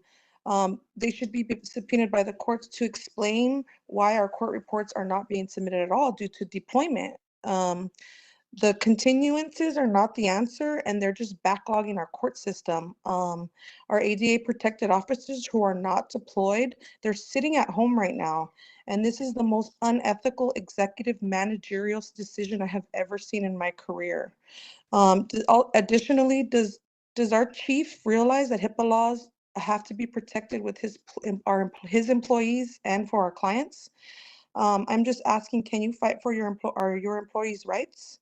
And I think that our department should be able to vote our chief in or out.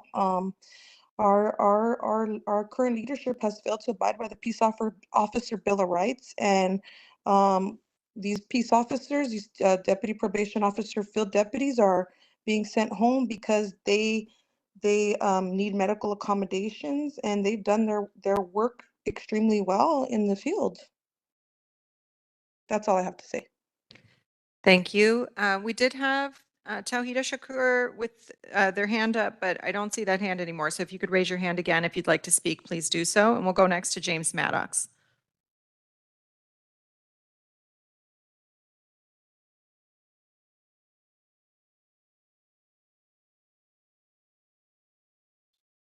James, can you hear me? Now, can you hear me? Yes, you can begin. Okay. I don't know if this would be appropriate, but I would think that I would appreciate them, you agendizing the attendance of the various union representatives at the next meeting. I would like to hear what they have to say. That's it. Thank you very much. Thank you, James. Next up, we'll go to a call-in user, your call-in user number 8, and your number, I believe, starts with 866. So you're gonna have to dial *6 to unmute yourself. You can do so, please. Okay, can you hear me? Yes. Okay. Thank you. This is Mel, and Executive Director Julie, and I just wanted to call and thank you. I recognize that every month or every meeting, rather, you do your best, or at least it appears you do your best to provide a balanced conversation and a balanced approach to this collaboration that is established. I only ask that if the commissioners would follow your lead and do the same. In my experience, there's only been approximately 2 commissioners that provide a balanced conversation, and the reason why I'm always talking about that is because I'm on several boards, whether it's Metro, Advisory, Access, HOA, my fraternity, shout out to the Noops. I'm on several boards, and in doing so, we have an oversight. And oversight doesn't just mean pounding down on people. It means uplifting the positivity while addressing whatever's negative. And I'm not dismissing the malfeasance that have taken place. I will never defend that. However, there's so much more positive that's out here that we're doing. And it would be helpful if the commissioners collectively could acknowledge that. And at some point, you have to take your foot off the neck. Some point, you have to take the thumb off the foreheads. And I just ask that we can have a more global and collective, collaborative, balanced conversation. That's all. And again, thank you, Ms. Julian. Thank you. We'll go next to another call-in user. Call-in user number 20. Your number starts with 62. You dial *6 to unmute yourself.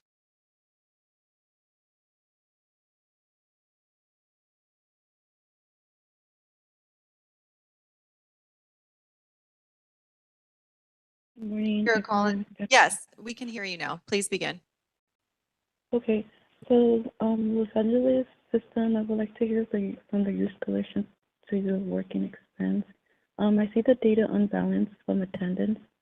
I'm concerned about the care and food and nutrients for the kids' daycare. Also, in the month of May, during this 18 months of my child being separated from families and myself, I have not quite bonded, so I believe it's uncrafted programs where they have received for families. It's not in compliance with programs for the children in schools. I'm not really impacting as what I have no clear view of what's really going on for the development as of my child in there. I believe the social circles at the age, where are they placed with the other youth? They should be at the development stage of group, meaning their age group. I will want them to understand that learning from different developments of age group could really impact the children, and also to understand the timeline. Also, we have a few timeline is going by quick. It feels like 1,000 years, but honestly, I would like to ask a question. Why is the population of 350 to 650 just rises throughout up and down? Instead of that, I would like to understand that Why not help the family and the youth throughout the data rate instead of putting these programs that are not really impacting on the economic health for the future? This is a waste of tax money. As a teacher, as a nurse, it's very unhealthy for even for the employers, for POs. It's very unhealthy for the youth. They work wrong hours. It's hard for the community, and also spraying, also disciplining them. As a mother, I wouldn't want to spray my kid or even spank him. It's just, what is life for? I would like to have better rights. Thank you.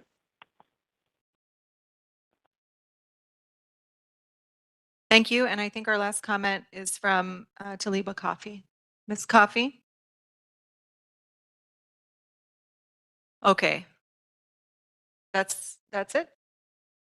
All right, that's the end of public comment. Okay, Ms. Coffee, you can, thank you for raising your hand again. I'll start your time whenever you're ready. Okay, I'm ready. Thank you. I would like to ask the POC, I know it might have been a year ago where you had a forum where you spoke to the actual staff member, the line staff that do the job. I would ask, I don't know if that can be added to the agenda to discuss having a day where we can come in and speak to you so you can understand exactly what's going on within the department. And that's it. Thank you. I know I really enjoyed those employee town halls, and I think the commissioners did as well. So I'll talk to the leadership team about the possibility of rescheduling one of those. And that's the end of public comment for today.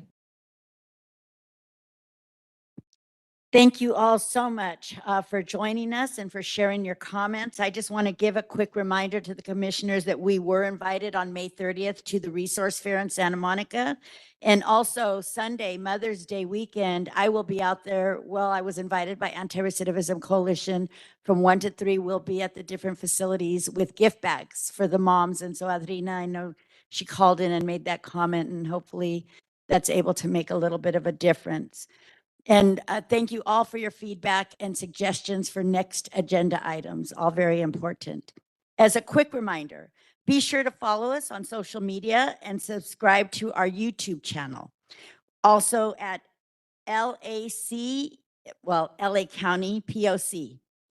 To receive reminders about our upcoming meetings, visit our website at poc.lacounty.gov to subscribe to our email list. And now, commissioners, can I have a motion to adjourn today's meeting? I'll make a motion to adjourn today's meeting. Thank you so much. Do we have a second? Second.